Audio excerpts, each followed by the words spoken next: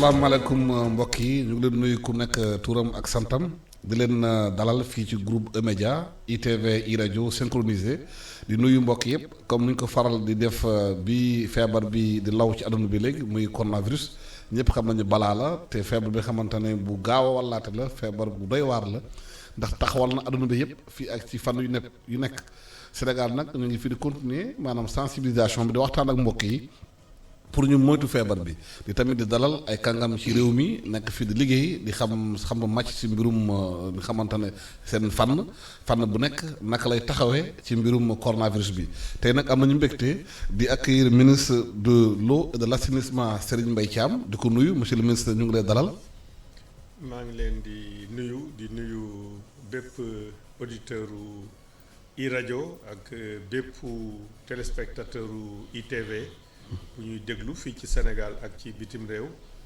di am mbégte bi nga xamee ne invitation bi ngeen ñu invité bi ma ñëwee ñun ci ñi nga xam ne ñoo génnee Prytanée militaire de Saint-Louis suñu mag Boubacar Bari moom lañu fi fekk nga xam ne moom tamit li ñuy wax ancien enfant de troupe la démb maa ngi koy wax ne ko démb maa ngi toogoon ak beneen ancien enfant de troupe Makhtar Cissé di def conférence de presse tey ñu prié ma fii ci groupe E-Média ma fekk fi beneen ancien enfant de troupe di ko rafetlu torop di rafetlu tamit li ngeen ñu invité di yaakaar ne waxtaan bi xëy na dana jur njariñ pour ñëpp. di dalal tamit Boubacar Bari chercheur la spécialiste assainissement nekkoon ancien directeur du centre de compétence Wascal di chercheur associé à l'IPAR monsieur Bari ñu ngi lay nuyu di la dalal. maa ngi lay fay monsieur Diop maa ngi nuyu képp ku yeewoo ci dëkk bi maa ngi nuyu tamit monsieur le ministre di ko jox cëram di kontaan ci li nga xam ni ñun ay enfant troupe ñoo fi tase bëgg naa ci lool di ñaan yàlla feebar bi yàlla na ko fi yàlla jële amiin ñu danañ jéem a wax ci liñ ci xam as tuut wante ma def benn rectificatif du ma chercheur ci assainissement.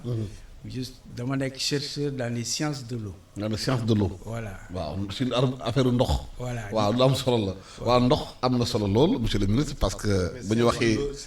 science de l'eau on parle de l'eau. waaw science de l'eau normalement dafa ëmbaale assainissement. waaw lu bokk na ci parce que. ndox hydraulique mën ngaa wax ministère hydraulique assainissement. absolument mais normalement mënoon nañoo yem sax ci ministère de l'eau rek. de l'eau rek parce que eau bi moom lépp la ëmb. parce que wax ndox daal wax. li xamante warutu ñàkk waaw warutu ñàkk te ndox xamante ne moom fi ñu toll nii soxla nañ ko lool ndaxte xeex bi ñuy xeex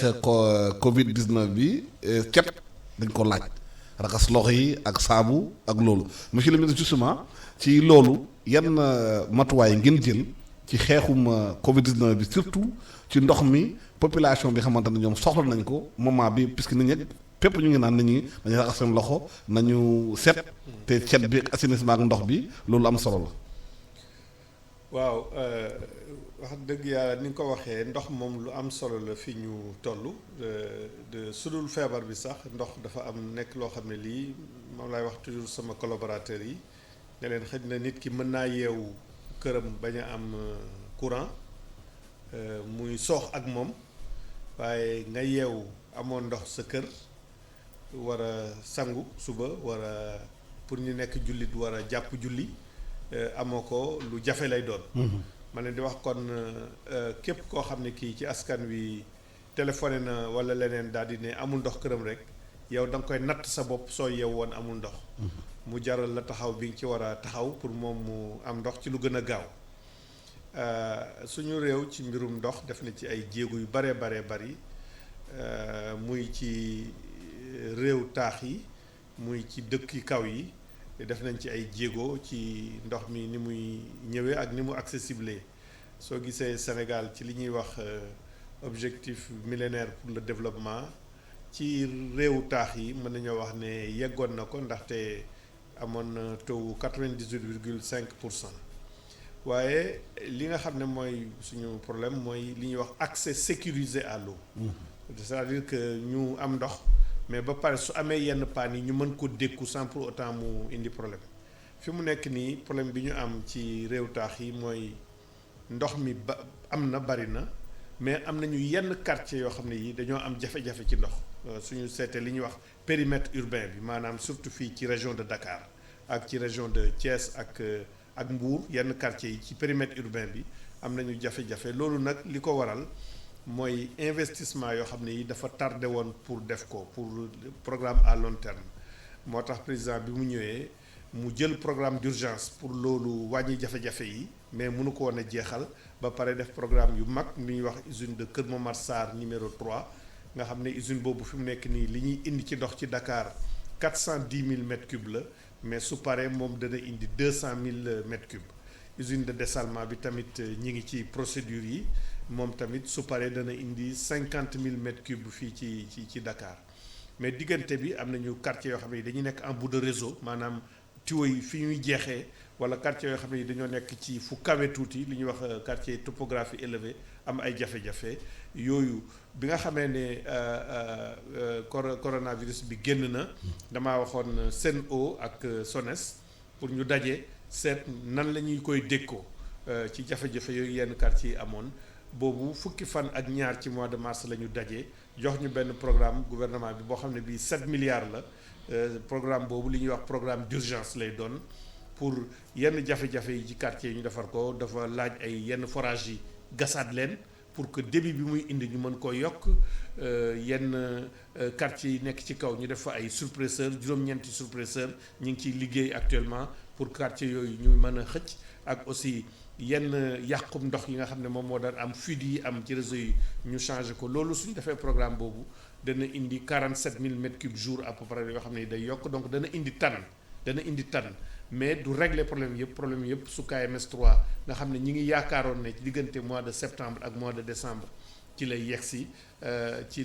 lay pare commencé indi ndox mi ci biir tuyaux yi boobu la ñu yaakaaroon ne dana am tan bu gën a am doole bu muy indi waaye quartier yi nga xam ne dañoo continuer di am jafe-jafe comme ni ñu ko daan defee comme ni ñu koy leen réew di defee dañoo ut ay camion citerne di ko fa yóbbu camion citerne tamit ñu boole ko ak ay tegtal yu ñu leen di tegtal pour nit ñi bañ a ñëw daje ci camion citerne yi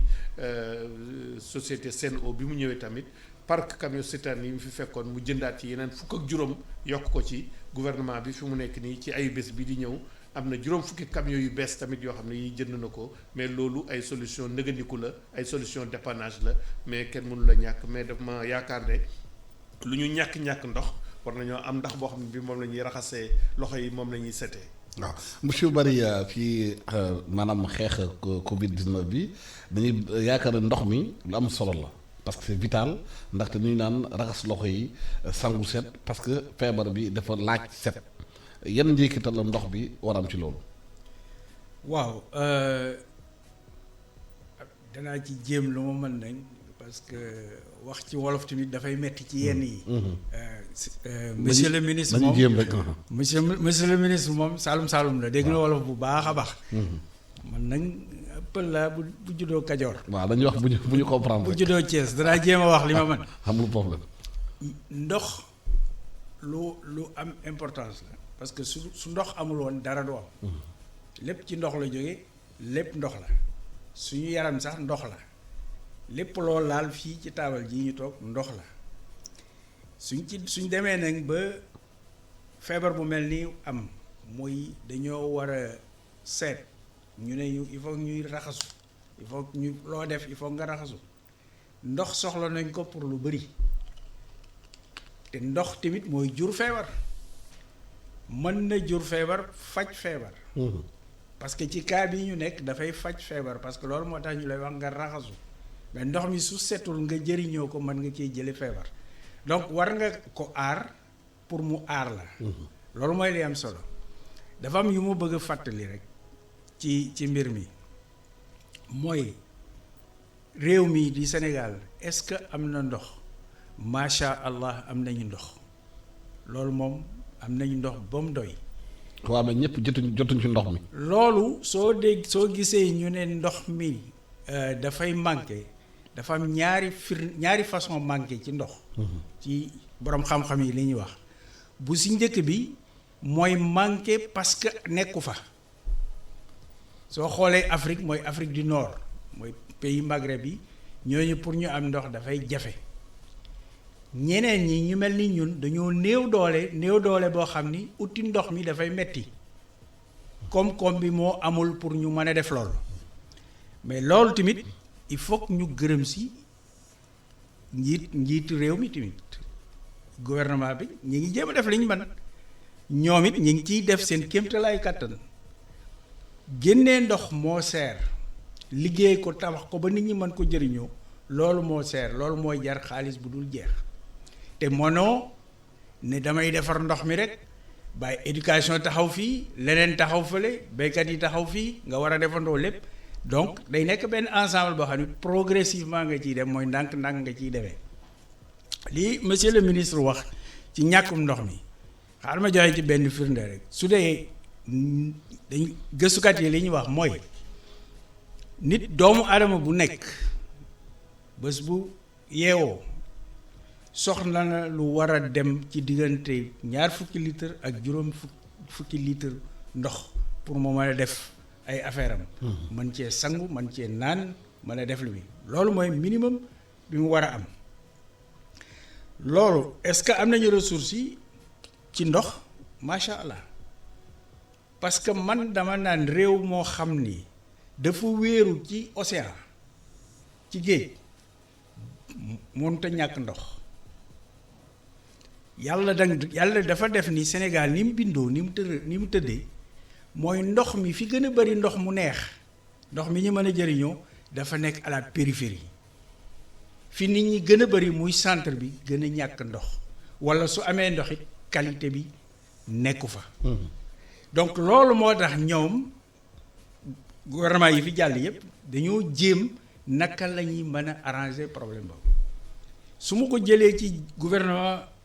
président Diouf amoon na fi idée moo doon boobu ñu doon wax vallée fossile mais je crois que boobu nit ñi xalaatuñu woon affaire bi bu baax parce que vallée fossile lu baax la parce que dañoo naroon a transférer ndox jëlee fa bëri ndox indi ndox fi ñàkk ndox fi mu ñàkk mu mën a jëriñ réew mi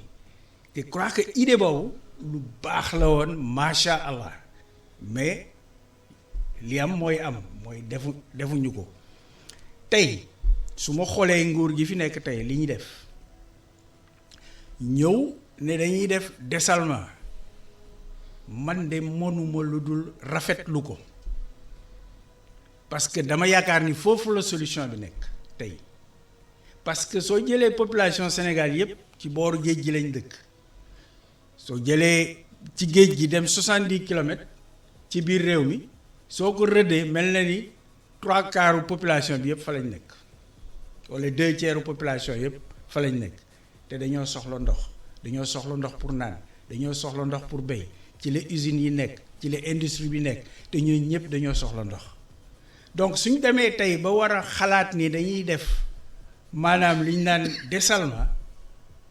mais ku yebu rek xam ni loolu mooy solution bi te loolu mooy suñ demee ba ci wax ba ci kanam danaa expliquer man ci sama gis-gis bu gàtt naka la ñu mën a defee ba génn ci jafe-jafe yu ñu nekk li ñuy def Kër Momar Sarr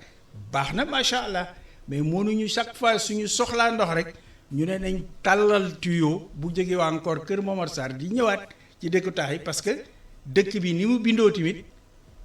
war na am na ñu bëri ñu war a seetaat seen bopp war nañoo seet suñu développement urbain suñu planification suñu urbanisation naka lañ koy defee pour que ñëpp mën a am ndox voilà. monsieur le ministre usine dessalement bi liggéey bi tàmbali na pareegul waaye tembe fu ñu nekk nii am na ñu bëri nekk ci quartier ay Parcelles Assainies nekk ay Nord Foire nekk ci yeneen quartier Dakar nekk sama ci banlieue bi parce que gis nañu yenn gox ci banlieue bi ndox amu fa nañu ay forage yu ndaw la ñuy gas ak ay pompe à pédale pour am ndox ñooñu ci mbirum Covid 19 bi yan assurance nga leen di jox pour ñu mën a am ndox nu mu gën a gaaw parce que ndox bi dafa nekk moment bi nga xamante dafa dañ ko soxla bu baax a baax. oui moom laa wax sànq ni usine dessalement bi li nga xam ne moom la ci chercheur Boubacar Bari wax mooy quand même ñu seet nekk ne guléet Sénégal di ko am xalaatu def ko. ñu nekk ci procédure yi parce que loolu li ko indi mooy président Macky Sall ni mu demee ci mbirum énergie daal di ne day def mix énergétique maanaam énergie thermique bi daf koy booleeg énergie solaire boole ko énergie éolienne. noonu la xalaatee aussi def li ñuy wax mix ci ndox mi maanaam ñu bañ a xalaat rek toujours ndox mi di jógee Kër Momar Sarr 250 kilomètres de Dakar indi ko fii ak aléas yi ci mën a am yëpp benn tuyau bu toj wala dara Dakar am ndox donc loolu programme pour yokk ndox mi la Dakar mais aussi pour sécuriser. ëllëg ndox mi Dakar ñu bañ a dépendre rek ci benn source. comme ni ma la ko waxee du ma wax loo xam ne lii amul am na ay quartier Dakar am na ay quartier banlieue bi am na ay quartier Rufisque yoo xam ne yi am nañu jafe-jafe ndox fi mu nekk nii waaye presque amul benn quartier boo xam ne bii da nga toog 24 heures doo am ndox. dafa am ay heures yoo xam ne da nga am ndox su pression bi wàccee wala dara loolu nag dafa indi ay anam yoo xam ne yi benn bi mooy tabax forage yu bees wala forage boo xam ne bii nekkoon na. dem ba li muy génne ci ndox bariwul nga defaraat ko pour que mu yokk débit bi. ndox miy génn ak aussi nga jouer ci li ñuy wax distribution bi maanaam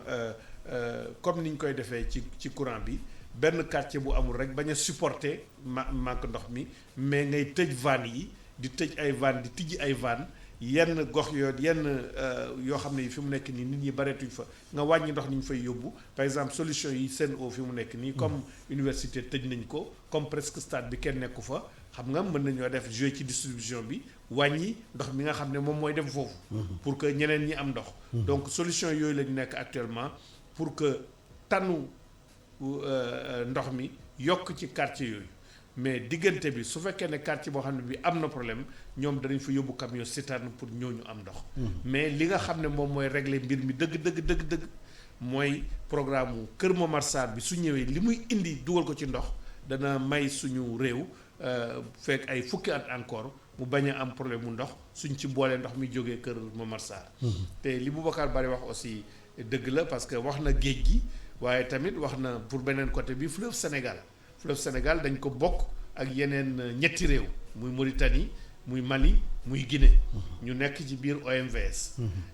ñoom sax ñi ngi encouragé réew yi ñu am ay programme yoo xam ne yi day def prélèvement ndox mi ci fleuve Sénégal parce que barrage yi bi ñu ko defee gis nañ ne lu mat presque 13 milliards de mètres cubes d'eau danañ ko jeter par at au niveau de la mer mais loolu tax programme Vallée Fossile boobu peut-être defuñu ko mais président bi mu ñëwee mi ngi doon liggéey ci beneen programme bu ñuy wax Préferlo projet de résilience des écosystèmes du Ferlo boo xam ne bii nag xaalis bi muy laaj dafa bare trop parce que lu mat ay 400 milliards la boo xam ne bii li ñu ci jublu woon mooy jëli ndox vers le fleuve vers le lac de Guiers pour indi ko vers la zone du Ferlo pour que muy zone boobu aussi développé donc mais yooyu programme bu nekk à plus long terme la mais pour taxawaay bi fi mu nekk nii moom li ñu wax mooy yooyu ma la wax ne moom la ñuy def fi mu nekk nii 47 000 mètres cubes d'eau la ñu bëgg indiwaat boole ci mesures yi ñuy jël pour réguler distribution ndox mi loolu mooy ci milieu urbain bi ci milieu rural nag li nga xam ne moom la ñuy def mooy fi mu nekk nii sur un parc de 2063 forages am nañu 85 forages yoo xam ne yi dañoo paat am na ci yoo xam ne yi sax fin 2019 la ñu paanoon appel d'offres yi def nañ ko yoo xam ne yi dépouillé nañ ko le 28 février ñi ngi donc notifier entreprise yi pour ñu mën a démarrer seen travaux parce que waruma bu aussi ñu fàtte le milieu rural ci mais ci Ndakaaru bu laa ñuy dem milieu rural am nañu xamante ne instant bii nii soxla nañu ndox tembe leen motuwaay lañ jël urgence pour ñooñu jot ndox mi nu mu gën a gaaw parce que seen quartier am na jafe-jafe jot ndox mooy liggéey yooyu ma la wax moom la ñuy def mais liggéey yooyu dañ koy def ci ay bés diggante bi quartier boo xam ne bii am nga ndox danañu jël camion citerne yóbbu ko fa pour nit ñi am ndox waaw bu loolu weesoo monde rural bi tamit wax nga ko sànq forage yu bëri paan nañu te ñooñu nekk ci monde rural bi nee nañ ñoom jafe-jafe ñoom mooy dëkk bu nekk ak kii gérer forage bi gestion forage bi te ñoom d'abord ñu ngi ñaxtu naan ndox bi ci monde rural moo gën a cher que ci taax yi te ñoom dañoo néew ji doole naka lañuy waa Ndakaaru amee ndox bu gën a moins cher ñoom nekk ci monde rural ñuy fay ndox bu gën a cher loolu non ci monde rural bi ndox mi mën nañu wax ne gënu faa cher ndaxte soo jëlee ci milieu urbain bi réew taax yi li ñuy wax prix moyen parce que xam nga ñëpp duñu fay ndox de la même façon mi ngi aaju ci consommation bi ngay am tranche sociale ak yooyu waaw prix moyen mètre cube bi 500 la yu passé tuuti téeméeri dërëm ak lu ko passé tuuti mooy prix moyen mètre cube bi. soo jëlee ci monde rural ñoom dañoo amoon li ñuy wax ay ASUFOR association des usagers des forages ruraux. maanaam ci seen biir ñoo daan toog pour seet di jël xaalis bi nit ñuy fay ndox di ci toppatoo carburant wala di ci fay électricité di ci fay ñuy yore forage bi. ñoom ci seen bopp ñoo doon fixer seen njëg. gouvernement bi daaw ko fixer ASUFOR yi ñoom ci seen bopp ñoo doon fixer seen njëg. seen njëg nag prix moyen bi ci monde rural bi balaa ñuy def réforme bi nga xam ne mooy ay délégation de service public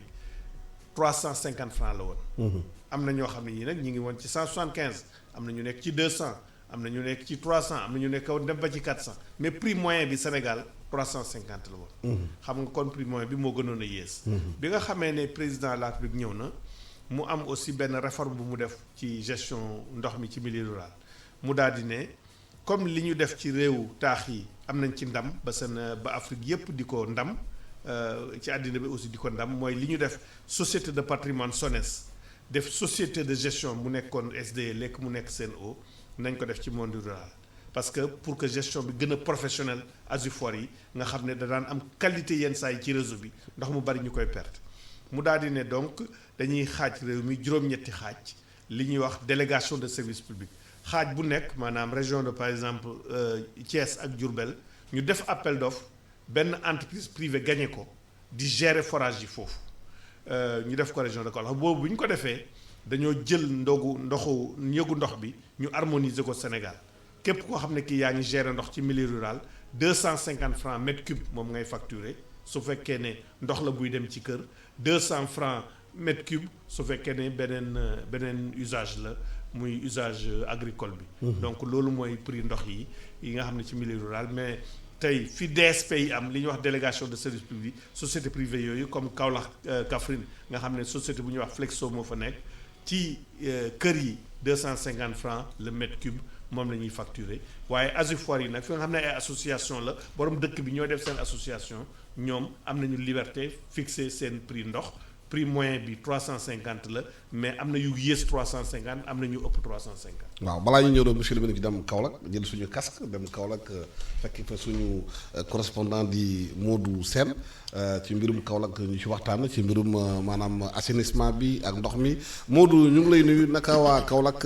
lan mooy taxawaay waa Kaolack ci mbirum ndox mi parce que xeex maanaam feebar bi ndox bi am na ci solo lool te tamit assainissement bi lu am solo la. Alassane maa ngi lay nuyu di nuyu monsieur le ministre ak sa beneen invité bi comme ni nga ko waxee nag fii ci diwaanu Kaolack xam ngeen ne ku wax wàllu set ndox da ciy am solo Kaolack nag xam nañ ne am nay quartier yu bëri yoo xamante ni jamono ji passé amoon nañu jafe-jafe ngir jotante ci wàllu ndox mi waxoon nañ ko fii lew na ñaseen jamono passé am nañu toog nañu ay ñetti fan yoo xamante ni daanaka amuñu woon ndox waaye jamono ji nag gis nañ ne ndox maa ngi commencé ñëwaat ndax yàggul dara monsieur le ministre Serigne Mbaye Thiam ñëwoon na fii ci benn comité régional de gestion boo xamante ni dañ doon waxtaan lépp lu aju ci wàllu ndox ak wàllu assainissement fii ci diwaanu Kaolack ñu wax sax li nga xamante ni def nañ ko fee def ci ay réalisation ci wàllu ndox ci wàllu assainissement waaye teewul ba léegi def na ndax xam nañ ne tuyau principal bi nga xamante ni daanaka moom mooy alimentaire région bu Kaolack amoon nay liggéey yoo xamante ni dañ ko waroon nañ ko mën a defaat ngir yeggali mbir mi monsieur le ministre ne woon na loolu dinañ ko defaat waaye tamit forage yi nga xamante ni dañoo nekk ci dëkk bi te paan ñu war ko mën a defaraat loolu bokk ci jafe-jafe yi nga xamante ni nemmeeku nañ ko fii ci diwaanu Kaolack ndax bi ñu defee ay tour waxtaan ak ñenn quartier yi gis nañ ne di ci ëpp ñi nga xamante ni amoon nañu jafe-jafe ndox jamono ji nag nee nañu ndox mi mu ngi ñëwaat li nga xamante ni nemmeeku woon nañ ko ci jamono yi passé maanaam ñàkkum ndox mi gis nañ ne am na ab tan boo xamante ni am na ci waaye beneen pàcc boo xamante ni tamit am na solo Alassane muy wàllu assainissement ndax gis nañ ne Kaolack jafe-jafe bi mu am bokk na ci ay canaux yoo xamante ni ce qu'on appelle les canaux à ciel ouvert ñu gis ne vraiment monsieur le ministre wax na ko bi mu fi ñëwee ci diwaanu Kaolack ci milliards yi nga xamante ni jot nañ ko fee def ci diggante 2012 peut-être ba 2019 mais gis nañ ne ci wàllu assainissement tamit des na ay pàcc yu yaatu yoo xamante ni jàpp nañ ne war nañ ko mën a def fii ci diwaan bi à côté de cela tamit boo passé tuuti jéggi sa tànk fa nga xamante ni moom mooy Foundiougne dem nañ fa ndax Foundiougne moom yàgg nañoo jooy jafe-jafe ndox yi nga xamante ni am nañ ko ak xorom ba nga xamante ni moo fa nekkoon loolu bokk ci jafe-jafe yoo xamante ni ñu ngi koy dund ba tax sax yenn quartier ci diwaanu Foundiougne ba léegi am na ñoo xamante ni amuñu ndox en attendant peut-être usine de dessalement bi nga xamante ni ñu ngi ko fay tabax mën a pare loolu bokk ci ay jafe-jafe yoo xamante ni ñoom tamit waa askanu ñu nekk ci département bokk ci région plutôt bu Fatick mais nag boo xoolee foofu noonu jafe-jafe bi ñu gën a am mooy ndox bi ñu jotoon am dafa safoon xorom bopp ba mu ëpp waaye gis nañ ne am na benn usine de dessalement boo xamante ni ñu ngi ko fay tabax waaye pareegul bi ñu waxtaanee ak ki nga xamante ni moom mooy préfet bi te jiite tamit comité départemental de gestion des épidémies ñoom li ñu xamle mooy quartier yi nga xamante ni jotaguñoo am ndox dañuy fexe ut ay camion nabi ba def ay rotation bu mën leen a jox ndox loolu nag bokk na ci vraiment jafe-jafe yoo xamante ni ñu bëri dañ koy dund ndax ndox mu sax xorom soosu nga xamante ni nemmeeku nañ ko Foundiougne moom la ñu nemmeeku ci diwaanu Saloum à côté boo demee ci village yi moom mooy délégation spéciale yooyu nga xamante ni ñoom la ñuy jox yenn forage yi gis nañ tamit ñaare ay jafe-jafe yu métti la askan yu nekk ci gox yooyu noonu du goxu kaw yi di jànkoonteel ci wàllu ndox mi ndax gis nañ ne ñooñu ba ñu ñëwee ba léegi remplacer asifo yi nga xam ne ñoo doon gérer les forages dañoo nemmeeku ne jafe-jafe yi day gën a métti xëy na peut-être c'est moins grave au niveau de la région de Kaolack boo ko comparé ak yeneen régions yi comme dans la région de Diourbel et autres mais loolu bokk na ci véritablement jafe-jafe yi nga xamante ni askan wi ñu ngi koy dund ci ñàkkum ndox waaye tamit surtout wàllu assainissement ndax Kaolack moom xam nañ ne assainissement moom c'est un véritable problème boo xamante ni posé wu na fi ndax peut-être man bu ñuy wax sa milliards yi nga xam ne nañ ko investir ci wàllu assainissement parfois on a du mal pour teg ci suñu gët wala teg ci suñu loxo dans la mesure où gis nañu saleté bi nu muy mel canaux à ciel ouvert yi nga xamante ni xaw ma peut-être def na ay année ay sa toog nañu ay at yoo xamante ni yaakaar naa ne kenn toppatoowu ko saleté yaa ngi ci biir canaux yi ay dangers yoo xamante véritablement gis nañ ko gis nañu tamit am na peut-être ay projets d'assainissement yi ñu gis ay entreprises yi ko def au niveau de Medina Baye waaye tamit fi nga xamante ni moo jàkkaarloo ak CM Valdiodio Ndiaye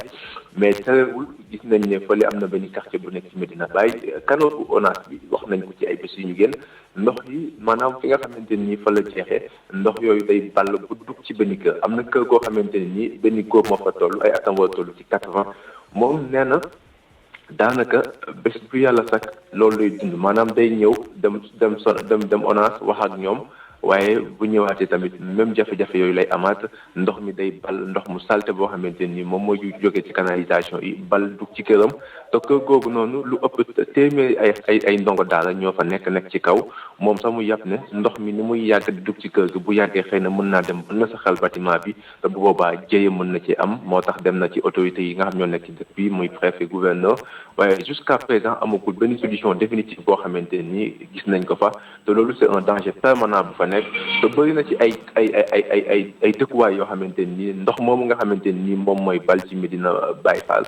Medina Fass nekk ci biir Medina Baye foofu ndox maa ngi bal ba léegi di dugg ci kër yi te jusqu'à présent amagul benn taxaw seetlu boo xamante ni kilifa yi saytu lépp lu aju ci wàllu assainissement bi fii ci diwaan bi ñu ngi koy def dans la mesure où gis nañu ay projet d'assainissement yu ñuy def ci biir Medina Baye ci jamono jooju mu am ay quartiers yoo xamante ni ndox maa ngi bale ci canalisation bi di dugg ci seen kër loolu ñu koy dund daanaka lu ëpp fukki at la góor gi wax muy jafe-jafe joo xamante ni véritablement ci wàllu assainissement war nañ ca mën a def taxaw seetlu wala saa. jërëjëf Modou ci Kaolack dégg nga monsieur Bari suñu correspondant bi Kaolack expliqué jafe-jafe ni ñam foofu parce que ndox bi bu amee assainissement bi tamit bu fekkee ne toppul cet bi nu mu war a defee dina di gàllankoor pour askan wi foofu. waaw dégg naa bu baax li mu wax xam nga am na lu ma junjoon. bi ma naan suñu urbanistes yi dafa am aussi lu ñu war a seetlu suñu dëkkuwaay yi suñu dëkk yi ni ñu bindoo ni ñu tëddoo parce que dañoo war a comprendre benn affaire bu simple. mooy ndox day ñëw ci dëkk bi ñu koy jëriñoo mais dëkk bi tamit dafay produire ndox dëkk bi dafay produire ndox. te loolu lu dañ ko sóoraalewul lu nit ñi ñoo ko sóoraalewul waxuma ni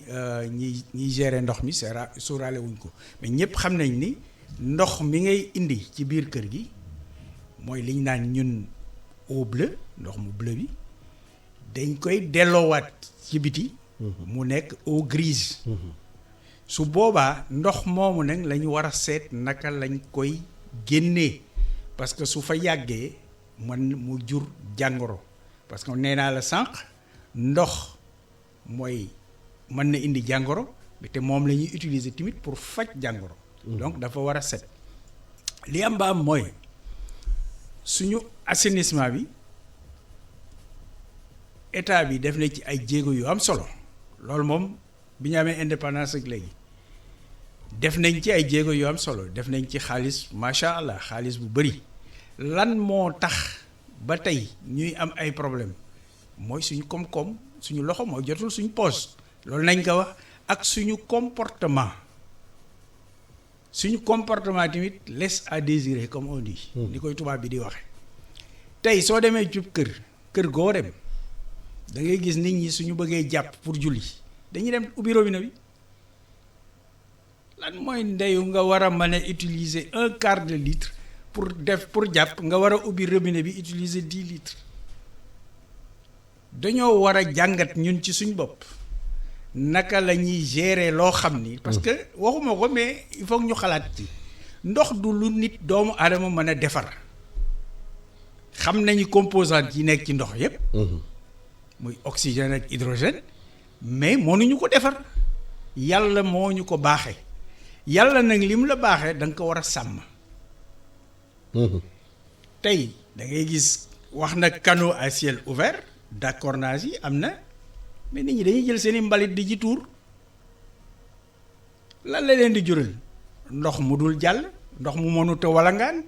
mu tak foofu lan lay def mu indi ay yoo mu indi feebar mu indi xet gu neexul mu indi la ay doomu jàngoro yoo xam ne kenn xamul fu ñu jógee ñun ci suñ bopp ñoo war a jàng naka lañu war a def pour set te loolu à tous les niveaux man sama expérience ci réew yu bëri parce que ci domaine ndox mi liggéey naa ci Afrique liggéey naa ci Asie li ma gis nit ñi di def bëri na lu ñu mën a jàngat ci nit ñi. yu simple. yu yan la. par exemple naka la ñuy mën nañoo am ay compteurs intelligents ay compteurs yoo xam ni da ngay régler quantité d'eau bi comme tey nit ñi amee xam nga nit ñi amee tey ay compteurs naka la tudd woyofal. am na réew yoo xam ni woyofalu ndox moo fa nekk xam nga woyofal moom ba mu amee ba léegi kenn du fontu da nga naan man mii kat jënd naa 1000 francs def ci naa fexe ba suma 1000 francs bi jural ma lu am solo. yàq ci boppam la ñu war a wàññi yàq ji moo bëri yaa ngi wax sànq ni nit ñi dañuy def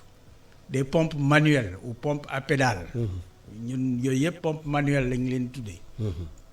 parce que boo demee ci banlieue bi. waaw loolu moo fa am amuñu ndox. loolu moo fa am danger bi mu am mooy ndox moomu ñuy jëlee kër yooyu ñuy def pompe à pédale bi ay fosse septique lañ yor. bon nag ndox mi dafay contaminé li dem ci fosse bi ay doomu jàngoro jóge ci fosse bi dugg ci ndox mi moo tax nit ñi war a def attention ndox moomu xëy na mën nañ ko utiliser pour nettoyer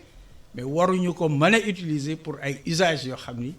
dafa war nañ cee mën a togg. wala est-ce que du ñàkk am ndox. moo tax ñu def solution boobu. ndaxte nguur gi war na leen defal ay accès à l'eau foofu. waaw accès à l'eau yi. li tax mu jafe tey. te defe naa mooy moom la monsieur le ministre wax mooy dëkk bi yaatu na yaatuwaay boo xam ni chaque année muy gën a rëy distance yi di gën a bëri te transporter ndox mook transporter électrique ñoo yem dafay am perte de charge. mais nguur de planifier. planification war nañ ko def bu yàgg ci loolu war nañu mën a xam projection. que Dakar tey bu amee 5 millions d'habitants que dans 10-15 ans war na am 10 millions d'habitants ñu projeté planifier financer ko. bul fàtte ni tamit dañoo changer suñuy habitude de consommation de l'eau am na réew yoo xam ni ñoo ñu gën a avancé mais dañuy am période yoo xam ni dañuy arrêter yenn usage de ndox de l'eau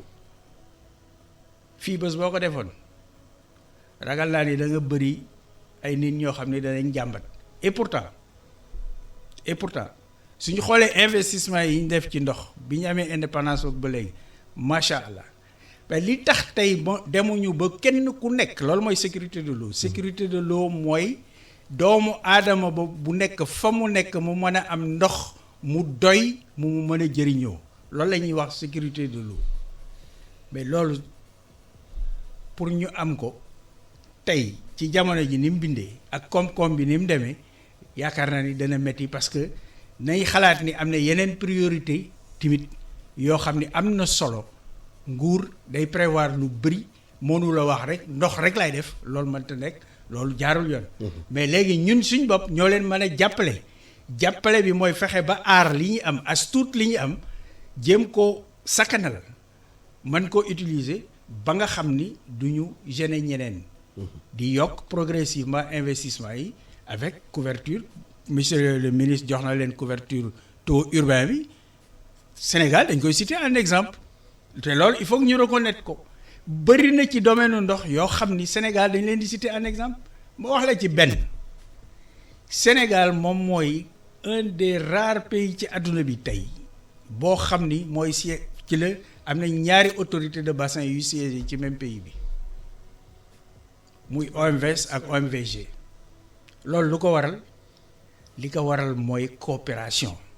fexe nañu ba indi ñeneen ñi ci suñu biir ñu coopérer man loolu laay wax hydrodiplomatie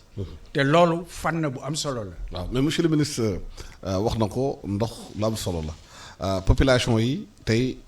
jafe-jafe yu ñu am ci maanaam feebar bi am na mesure état bi jël ñu ko ay tranche sociale am na ñu bëri xamuñu lan mooy tranche sociale est-ce que mën expliquer yan population ñu la tranche sociale bi di touché ñan la touché wul ak ñan ñoo ko yellool ak naka la ñu calculer tranche sociale. waaw da nga may balaa may tontu ci laaj boobu ma wax tuuti lu ma xalaat. ci seen reportage bi lu ñu def Kaolack. Kaolack waaw ci assainissement bi. ndaxte surtout ministre bi la ñu interpellé woon foofu. li nga xam ne moom laa bëgg wax parce que soo leen di dégg aussi day mel ni que ne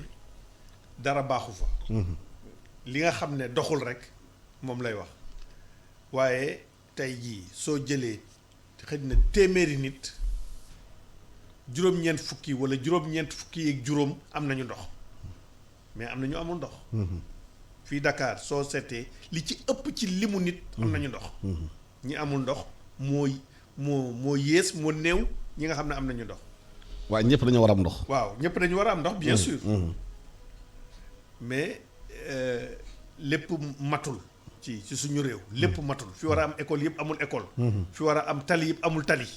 parce que suñu réew moo bindoo noonu. waaye ndox mi moom c'est primordial. wax nga ko sànq ci sa début waxtaan. ku amul ndox doo mun def dara mais xam nga aussi dund aussi c'est primordial. ndox moom parce que ñi war a am suñu réew. waaw ñi war a am lépp amuñu lépp. waaw mais bu amul ndox moom doo def dara. muy wér-gu-yaram. muy jàng. muy tali. muy kaaraange muy leneen. waaw mais ndox mooy lépp nag monsieur le ministre. réew suñu réew dafa sous-développé. suñu jëloon suñu budget yépp ci benn at. ne du ñu def jàng. du ñu def wér-gu-yaram. du ñu def sécurité. du ñu def tali yépp dañ koy def ci ndox ci benn at tamit. du tax mu mat. te yeneen soxla yi dafa nekk. dama koy wax rek mooy. ci Kaolack li mu wax ñu néew ñoo ko amul ci ndox bi ndox boobu nga xam ne nekk na ndox bu neexul li ñuy wax ci bassin arachidier. bu am fluor. waaw ndox bu am xorom si. mais am na ay jéego yu ñu ci def loo xam ni pour la première fois Kaolack depuis indépendance bi li leen xamale woon. mooy carte d'identité même ñu ne ku dëkk Kaolack ba ñuy xonq ñu def fa usine buy dindi fluor bi ñu def ko fa di commencer ñaareel bi Foundiougne boobu bi ñu amee ndox mi muy xëcc commencer aussi di saf xorom ñi ngi fay def li mu wax benn usine de dessalement Foundiougne dafa nekk ci même projet bu ñuy def ak Kédougou à Itato ñuy jël ndox pour indi ko traiter ko Foundiougne tamit ñuy jël ndox pour traiter ko mais en attendant dañ leen a branché ci réseau rural bi ba pare indi fa ay camion citerne ci mbirum assainissement li mu wax mooy Kaolack aussi def nañ fa projet assainissement yu bari benn bi mooy eau pluviale ndoxu taw bi nga xam ne moom su tawee pour ñu koy jël yóbbu ko pour mu dem ci géej gi beneen bi mooy eau usée parce que ni ko Boubacar Bari waxee mooy que ne soo jëfandikoo téeméeri litre ndox day jur juróom-ñett fukki litre eau usée boo xam ne bi tamit da nga ko war a traiter après. mooy li mu wax ndox dafay jur ndox kër yi tamit dafay jur ndox loolu ñu ngi fay def réseau assainissement mais assainissement dafa laaj aussi comportement citoyen. absolument. man weer bi passé dem naa ci benn réew Afrique de l'Est dama vidéo woon sax seen canaux yi bi oto bi daw dama ko vidéo woon ak sama téléphone portable benn saleté gisoo ko ci canaux yi. à la limite canaux yi mën ngaa dem même di dox ci biir wala toog ci mais fii canaux à ciel ouvert bu nekk. nga xam ne ndox rek moo ci war a aw da ngay gis nit day jël mbalitam sotti ci xaram wala bëyam dee këram mu jël ko sàddi ko ci. loolu moom moo indi foofu muy wax ci Medina Baye altine bi passé lañ ma wax ne réseau bi dafa am problème. àllarba la fa camion hydrocureur bi dem pour defar ko mais li ko indi mooy ñoom fi ñu nekk dafa nekk bout de réseau. xam nga soo nekkee bout de réseau. ku ci nekk soo amee sa saleté ubbi regard bi nekk ci digg tali bi. dem def fa sa saleté mais saleté boobu yëpp day dem ci bout de réseau bi su demee ci bout de réseau bi ndox mi dootul dem ndox yi dugg ci kër yi. loolu moom moo koy indi. donc fondamentalement problème bi ñu am ci assainissement mooy problème mu changement de comportement. dañu war a def éducation à l'assainissement. ñi ngi koy def. mais xam nga mënoo topp ci Sénégal bu nekk ci gannaaw. mais ñi ngi koy def lii may wax nii tey jii. ci loolu ci la bokk. saa yu ma toogee wax naa ne. tant que changé wuñu problème comportement assainissement bi dafay coûter très cher. ONAS. li muy liggéey ci curage canaux lim ciy indi ci alal. dafa ëpp. te mënoon na koo indi ci réseau yi parce que dañuy ñëw benn bés ci nawet bi curé nañu benn canal nit yónnee ma vidéo daal di ne ma suñu canal bi mi ngi nii ñi ngi dem ci nawet bi curé wuñ ko. ONAS yónnee ma marché bi yónnee ma 15 jours avant canal bi ni mu meloon bi ñu dindee saleté yi mais 15 jours après ni mu melaat. mais loolu alal bu bari la. mais am na aussi benn système aussi population yenn sax dañu am problème. fu ñu def seen mbalit. parce que seen liggéey assainissement bu amee. dafa war a aussi ànd ak maanaam ramassage des ordures. bi xamante ne day nekk benn link bi nga xamante ne population bu amee mbalit bu bari seen biir kër aussi du ñu xam fu ñu ko dugal parce que aussi il faut oto yi aussi ramasser mbalit bi. waaw mais ñu ngi non ci la bokk aussi du ramasser mbalit bi sax yenn saa yi du ramasser mbalit. am na ñoo xam ne du ñu ramasser dara aussi dañuy accumuler mbalit bi seen biir kër. waaw dañuy accumuler mbalit bi seen biir kër et puis ñoom pour li solution facilité bi. waaw am na ay réew yoo xam ne man dama fay dem. loolu am na ci mais nit ñi du ñu génnee benn yoon par semaine la ñuy génne seen mbalit oto bi ñëw jël ko ñu dem man gis naa ko ci réew ci Afrique de l'Est. boo xam ne bii dem naa fa laaj leen sax na la ñuy def. mais loolu seen dëkk bi set ak xëy na war a jël ay sanctions aussi. sanction nag mën a jël. waaw mais ku ñu gis def nañ la sanction réseau assainissement bi ku ñu gis nga yàq ko wala nga def ci branchement clandestin def nañ la sanction mais branchement clandestin c'est clandestin. par hasard. beneen bi ma mën a wax aussi ci ndox mi. mooy sànq xam nga wax naa leen xam nga Dakar li ñu fi daan indi ci ndox 373 000 mètres cubes jour la woon ci 2017. programme yi nga xam ne président def na ko indi na ko ba 453 000 mètres cubes jour 80 000 mètres cubes moo ci yokk mais teewul. ndox mi toujours manqué xam nga même tey jii nee naa la programme d'urgence bi ñuy def 47 000 mètres cubes lay indi. mais loolu est-ce que problème planification. waaw war nañu mën a projection def Dakar. parce que yëpp fii la nekk Dakar Sénégal yëpp fii lay ñëw toog parce que fii la ñu mën a amee xëy. war nañu mën a sóoraale. que Dakar day màgg ñu gën a yokk ndox mi. moo tax ñu def Kër Momar Sarr. numéro 3 parce que suñ ko deful woon d'ici 3 ans presque kenn dootul am ndox mais planification boobu. def lan mooy population bi lan mooy nekk activité économique lan mooy nekk activité commerciale yi moom moo indi te outil de planification boobu am na. mais dama bëgg a wax rek tey jii ñi ngi liggéey pour dépenser 7 milliards. pour indi 47 mètres cubes yu ci yokk. ci yooyu xam nga tey jii sànq wax na limu liitaru ndox bi nit war a soxla par bés. supposons kenn koo xam ne kii tey yaa ngi utiliser juróom fukki litre par bés. ku ci nekk rek ci ñun ñi consommer ndox moomu 453 000 mètres cubes yooyu ku ci nekk rek. su ne woon damay jëlee ci juróom fukki litre. ñëw ci ñeent fukki litre ak juróom maanaam 10% nga wàññi ko xam nga soo ko defee ci 453 000 yi ça fait 45 000 mètres cubes. xëj na kon su ko ku nekk defoon 7 milliards yooyu mën nañu ko bañ a dépenser. war na mën nañu ko def feneen. donc loolu moo tax ma wax Sen'Eau ak SONES ñu démarrer benn campagne de communication. massive sensibilisation sur le gaspillage de l'eau. parce que il faut que ñu xam ne dafa am njëg bu muy jar tey jii ku nekk rek soo ne woon 10% sama consommation dama koy wàññi te yomb na ci sooy jàpp nga ne da ngay jël satala def ci tuuti jàpp wala su fekkee ne yaa ngi boros sa gémmiñ bañ a bàyyi ndox mi. muy wala ngaan noonu mu yaa ngi boros. wala yaa ngi jël saabu di def sa yaram di sangu mais bàyyi douche bi muy wala ngaan noonu. ku ci nekk su ko defoon rek ni mu ko waxee ay pays développés France da nga fay dem yenn saa yi mu ñu toll fenn ñu ne kenn dootul arroser jardin kenn dootul raxas oto ak ndox. ci période boobu. ci période de pointe. mais ñun duñ ko def. loolu mais monsieur le ministre est-ce que loolu war na yaakaar ne ci biir école yi. éducation bi ngeen instauré benn ay modules de formation de la gestion de l'eau dans l'enseignement. di CI jusqu'au CM2 xëy na xale yi bu ñu nekkee ci kër yi. ci école yi jàngal leen nu ñu mën a gérer ndox moomu nu ñu ko mën a économiser xëy na bu ñu ñibbee seen kër. daañu jàngal seen i baay ak seen i yaay xëy na demuñu école. nu ko mën a gérer ndox. moo tax man la campagne de communication bi dama leen wax ma ne leen yéen a ngi bëgg a dépenser 7 milliards. pour am 47 000 mètres ci éducation bi. waaw mu nekk benn programme bi xamante ne day law. ci langue yëpp léegi soo leen defee benn programme. boo xam ne bii da ngeen di def par exemple soo leen dépensé woon xëy na 1 milliard ci communication.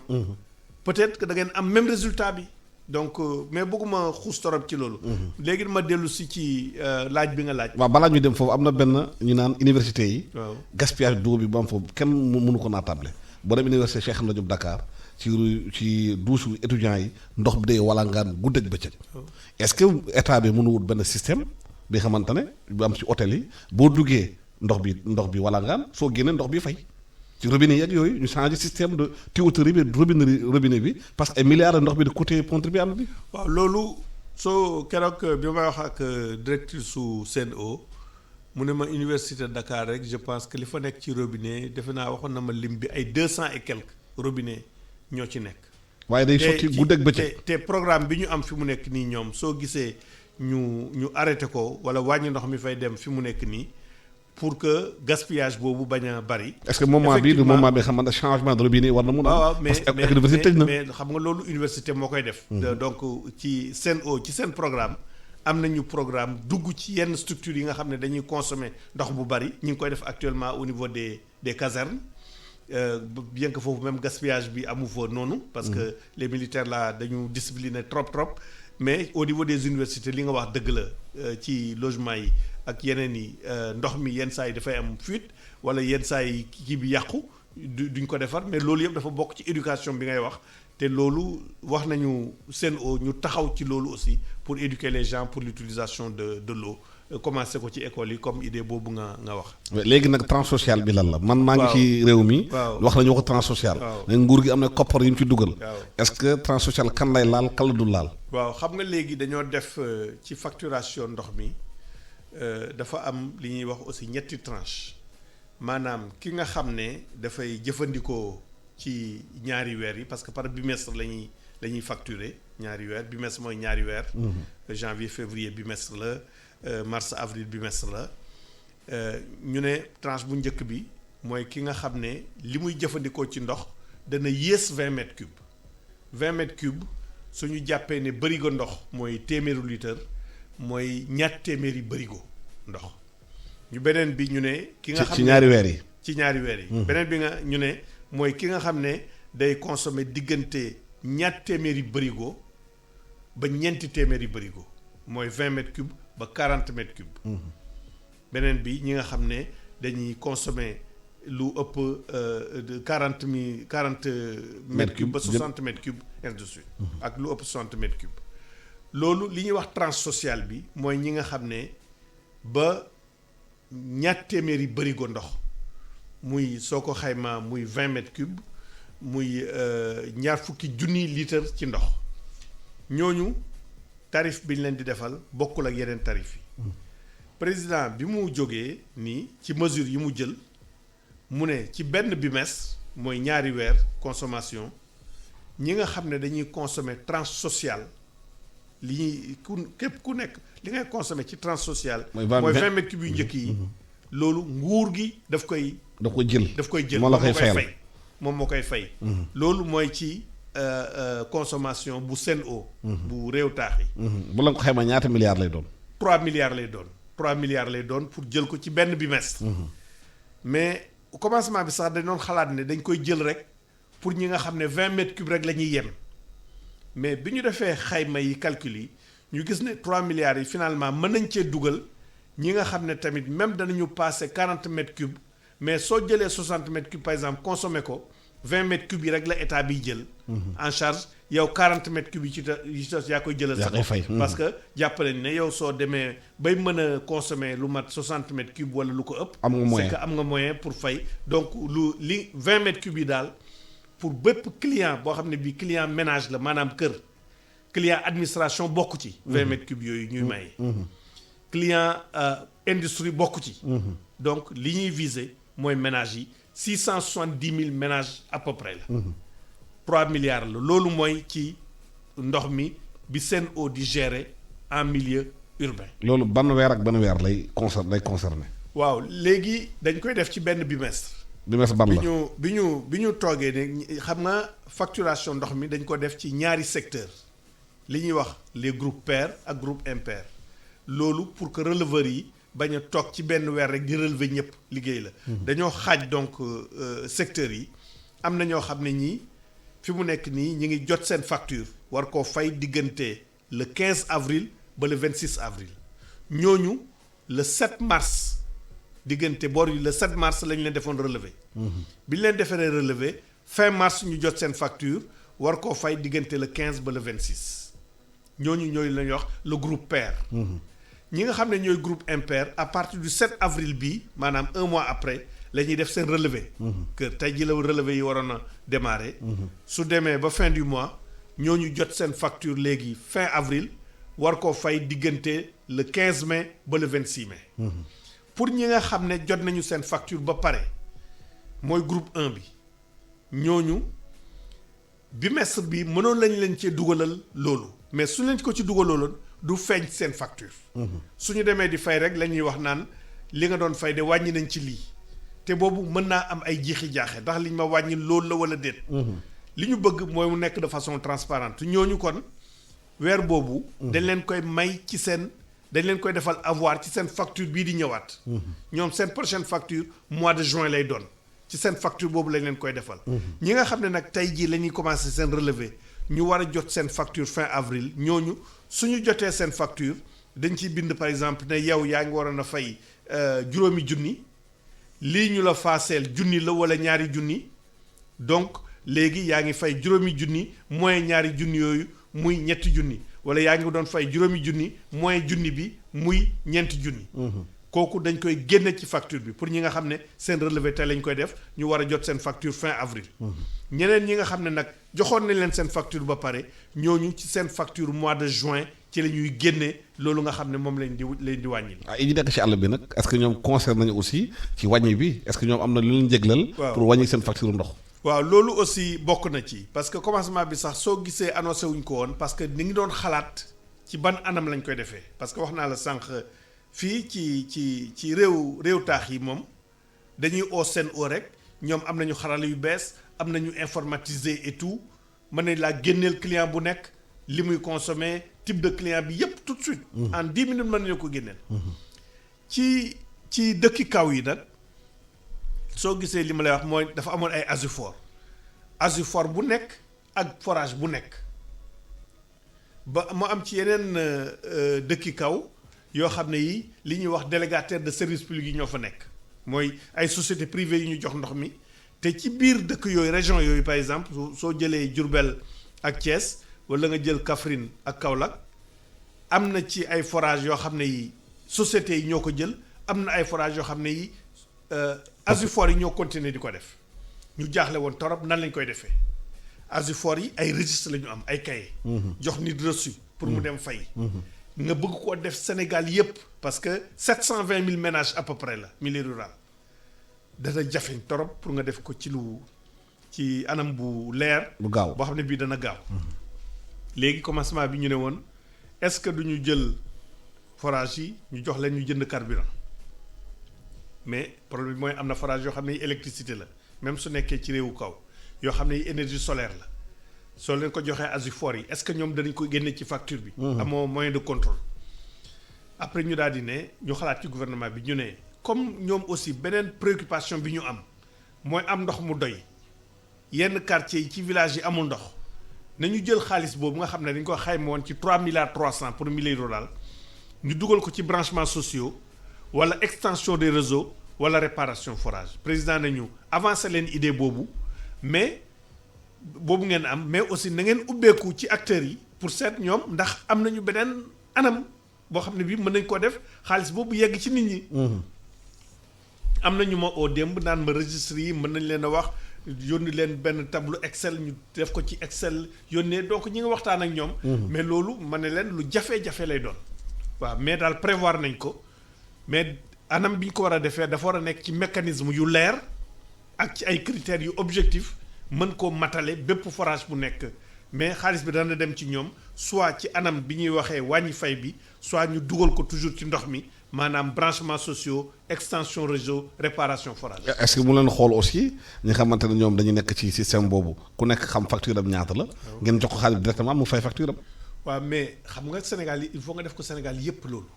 il faut nga def ko Sénégal yépp nga commencé ko fii. ci ñi région de Thiès ñi fi am forage yóbbu ko ba Fongolimbi yóbbu ko ba Sédhiou yóbbu ko ku ci nekk nga xam ko ils n'ont pas de fichier client. nga am nañu portable. ils n'ont pas de fichier am nañu téléphone portable ak numéro. mais il faut que donc nga toog benn diir bu yàgg pour d'abord recenser leen mu ordonné ki lay recenser ne kii 2000 francs lay fay 2000 francs yi. yokku ci 500 wala dara. wala wàññi ci 500. wala nga yónnee ko mu naan ki gère sama forage bi dafa wàññi li nga xam ne moom la ñu war a fay donc il faut nga def ko ci anam boo xam ne bi di indi coow. loolu mooy jafe-jafe parce que du lu ñu informatiser ku ci nekk sa registre nga yore ñu defal la benn papier nga dem xëj na sax ci registre bi jëluñu numéro téléphone client xëj na sax jëluñu numéro carte d'identité am loolu moo indi jafe-jafe. mais mën na nekk occasion pour informatiser loolu yëpp. waaw mais pour ëllëg mais xam nga Asifor yi ñoom dañu indépendant ñi moo tax DSP yi moo la li ñu soo gisoo li ñuy wax DSP yi société privée ci indi ñoom par exemple suñ ko doon def ak ñoom du ñu am jafe-jafe mais mënoo ko def ak ñoom bàyyi ñeneen ñi. donc loolu ñuy wax professionnalisation li ñu indi woon ci réforme bi mooy gestion ndox mi dans milieu rural ñu professionnaliser ko ba pare perte yi ñu wàññi ko. parce que ak Asifor yi ñu doon seetlu mooy forage bi su génnee téeméeri litre ndox. xëj na juróom fukki litre rek mooy yegg ci kër yi. parce que réseau yi ñi ko daan defar daawul baax. donc le taux de rendement réseau bi dafa faible da ngay produire 100 mu am 50% rek parce que le reste da ngay rek jënd benn tuyau foofu def ci tuyau boobu di am ay perte mu nga nekk ndox moo xam ni da nga koy perte loolu taxoon ñu dem ci réforme bi pour gën a professionnaliser gestion ndox mi en milieu rural. waaw bu ñu waxee balaa ñu ñaata Boubacar Bari ñu dem Touba. fekk fa Mbacké góor a Ndaglo suñu correspondant xam nga Touba ak Mbacké moom ndox moom lu am solo la foofu te c'est l'une des villes les plus peuplées du Sénégal après Dakar kii góor a Ndaglo foofu yenn jafe-jafe la nit ñi am ci mbirum ndox mi ak mbirum assainissement ci Touba Mbacké. Alassane ñu ngi lay fay di nuyu invité yi monsieur le ministre ak keneen ki nga invité ci plateau bi. Touba nag bu ñu nee Touba ku xam Touba Alassane ak ci boom démographique bi fi am mu nekk jafe-jafe ndox boo xamante ne nii askan wi ñu ngi koy dund depuis 90 jours quartier yu bëri ci Touba amuñu ndox ñoom nag Touba nekk na dëkk boo xamante ne dëkk ba spécial ndaxte amul fay ndox comme ni ñu koy waxee saa su nekk waaye dafa nekk dëkk boo xamante ne day taweeku maanaam màgg bu baax a baax. mu mel ni demande bi instant bi dafa supérieur offre bi jamono ji may wax ak yéen forage yu bëri dañoo panne ministre bi sax di Serigne Mbaye Thiam ñëwoon fii ci diwaanu Ndiarème def ci benn conseil régional de développement ak maire yi nga xamante ne it ñoom ñoo nekk ci tund Bawol waxtaan ak ñoom ci gestion ndox mi nga xamante ne ni maire yu bëri ñu ngi ñaawlu doxalinu kuréel gi ñu ko dénk ne dafa cher. loolu nag nekk na loo xamante ne nii loo xamante ne ni ñoom maire yi nee nañu ndox mi non seulement cher na tey amuñu accès à l'eau potable ci ni mu waree ci Touba bu ñu nee Touba muy zone boo xamante ne ni moom moo ëpp nit zone bi nag jamono ji rootaan mi bari na fi mën nañoo wax ne bari na fi lool ndaxte ku ci nekk mu ngi jàmbate te it moom jëwriñ ji waxoon na ne dinañ ci def seen kéemtulaay kattan ba accès à l'eau potable bi nga xamante ni askanu Touba ñu ngi koy jooy ñu mën cee indi ay saafara ci ni mu gën a gaawee laata màggal geneen ji di ñëw nga xamante ni moom la ñu dëkkmal ci atum 2020 bi beneen jàmbat it nekk ci diwaanu Mbacké muy qualité ndox mi nga xamante ni moom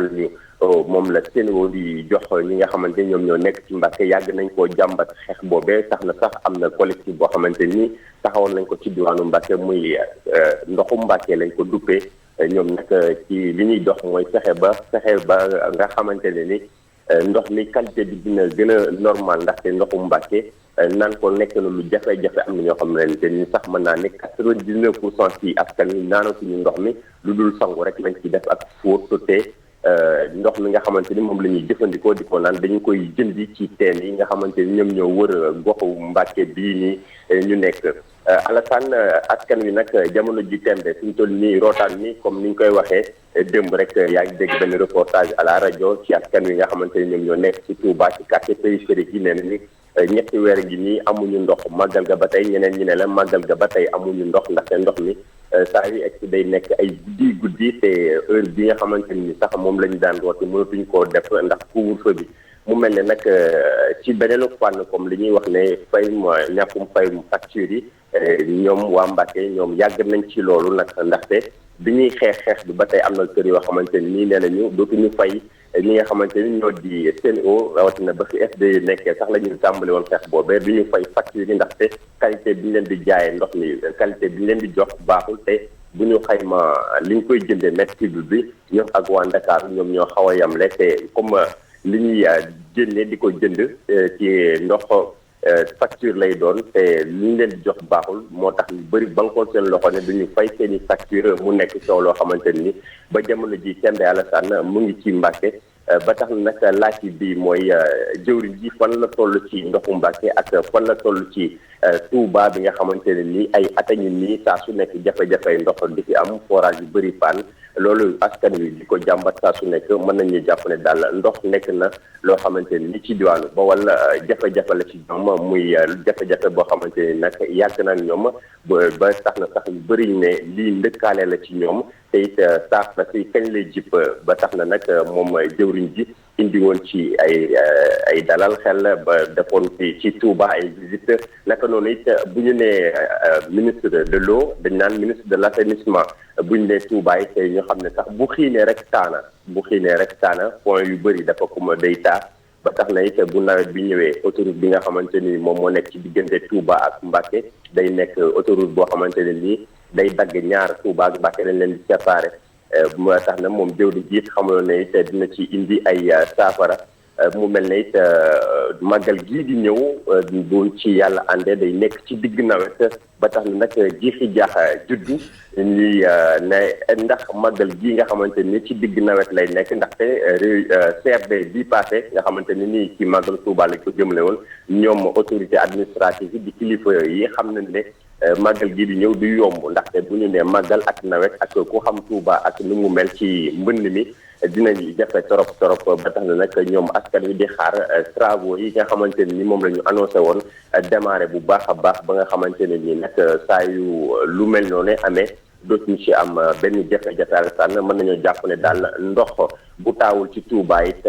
manqué na fi loolu bu nawet jotee ndox mi nekk ci taataa yi yooyu bari fi bu ñu nee naan du ñu gis lu ñu naan ba tax na nag ñiy xaar gouvernement bu Sénégal indi ci ay saafara Alassane. jërëjëf Gora Ndack Lo ca Touba Mbacké dañuy waxtaan ak ñun professeur Bare gis nga problème yi mu posé par rapport à accès à l'eau ci mbirum Touba Mbacké jafe-jafe fi am problème assainissement bi wax nañu sànq mbirum comportement population bi mais est-ce que genre ville mel ni Touba aussi laajul planification parce que ni nga ko waxee ndox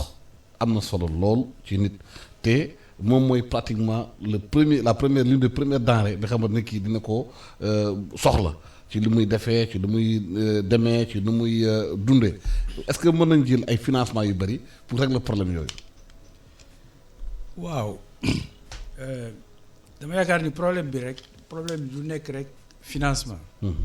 problème dafa nekk ñu seetaat suñu bopp ni ñuy doxale li ñuy def comportement individuel dafa am importance soo jëloon tey alalu adduna bi yëpp. indi ko xëpp ko si. te nit ñi changé wuñu comportement du lay jural dara lool. justement c'est la ñu war a liggéey. pour changer comportement yi. léegi dama yaakaar ni bëri na ay mbir yu ñu war a def li ci gën mooy bi ci njëkk mooy li nga wax éduquer nit ñi ñu am benn comportement civique parce que ñun bi ñu nekkee ay xale suñu yaay yi dañ doon bale kër gi ba bale mbedd mi loolu moo am loolu lañ xamoon visite dafa amoon li ñu naan visite ñu ñëw di xool ci ndaa yi ndax amul wala service d'hygiène waaw ñëw di xool mais ñoom service d'hygiène amatuñu moyen ñoom pour dem visite yi demoon na ba nit ñi jël loolu def ko habitude ñu set ñu ñëw nag léegi ci réewu taax yi fu mel ni Touba nga xam ni ñu bëri dañoo dem dëkki fa population bi augmenté dëkk bi macha allah mu yaatu mu taweeku comme ni ko sa reporter bi wax ñu am problème mu ndox Touba ci li ma yaakaar li ma ci xam de parce que am naa ci ay xarit yu bëri yu may waxtaanal yu bokk Touba dëkk Touba te dañuy waxtaan ci mbiru ndox mi yàgg nañ cee waxtaan ku ci mel ni Serigne Moustapha Mbacké maa ngi koy nuyu bu Serigne Cheikh Mbacké Gaynde Fatma maa ngi koy nuyu yàgg nañ cee discuter li ma ciy wax mooy ndox mi ci forage lay jóge lu ci bëri bokk ci Touba te yàlla dafa def aussi mu nekk ndox moo xam ni neexul melul ni ndox mi am ci robinet bi loolu waxtaan nañ ci te yaakaar naa ni am na comme ni ngeen def Kaolack mën naa am usine buy dindi fluor bi parce que fluor moo si nekk mais loolu du régler problème bi loolu rek du régler problème bi moo tax sànq ma wax la ni war nañoo xalaat naka la ñuy def ba wër dëkk bi réew mi fexe ba ndox mi fi nekk ñu mën ko jëriñoo ñun ñëpp te am na ay possibilité ay xalaat la rek ay xalaat yu ma am yoo xam ni ñeneen am nañ ko xëy na suñuy weccante xalaat danañ trouver kii lu tax muy taa Ndakaaru gii dafay taa lu tax muy taa loolu soxlawul dem université pour xam lu tax muy taa yow nga fekk ndox yoon wa mu doon jaar nga ñëw tabax ci nga ñëw def ci benn structure benn mur walla benn kii ndox mi il faut que mu am fu mu jàll day dajali ko ba mu am solo mu ñëw mu toj foofu mu jàll lu tax ñu naan yoon bi diggante Kaolack ak Kaffrine yoon bi dagg na si nawet bi parce que dafa am ay yoonu ndox te nañ liggéeyee foofu moo méngoowul ak niñ ko war a defee loolu dañ ko war a seetaat. mais nit ñi bu ñu tabaxee. waaw fi ndox bi di jaar. am na ku leen jox autorisation. yenn responsabilité ni ñu jox nit ñi tabax fu ñu ndox bi di jaar. gis nga 2017 su ma jëlee benn exemple rek boo xam ni maa ngi koy rafetlu. Abidjan dafa inondé woon ba am 27 morts. Tema dafa inondé woon ba am une trentaine de morts mais Abidjan ba ñu gisee ni solution ba mooy Alpha Blondy moo tabax kër fatt benn canal mais dañoo ñëw dajji ko te fii it xam naa ni bés bu ñu ne lii moo tax muy am awma ci sikki sàkk nit ñi danañ ko dajji parce que kenn warul a fatt yoonu ndox lu tax parce que ndox comme tous les li nekk ci nature bi yëpp chemin de minimum résistance lay jàll. gis nga tey nan nga koy xamee jëlal seetu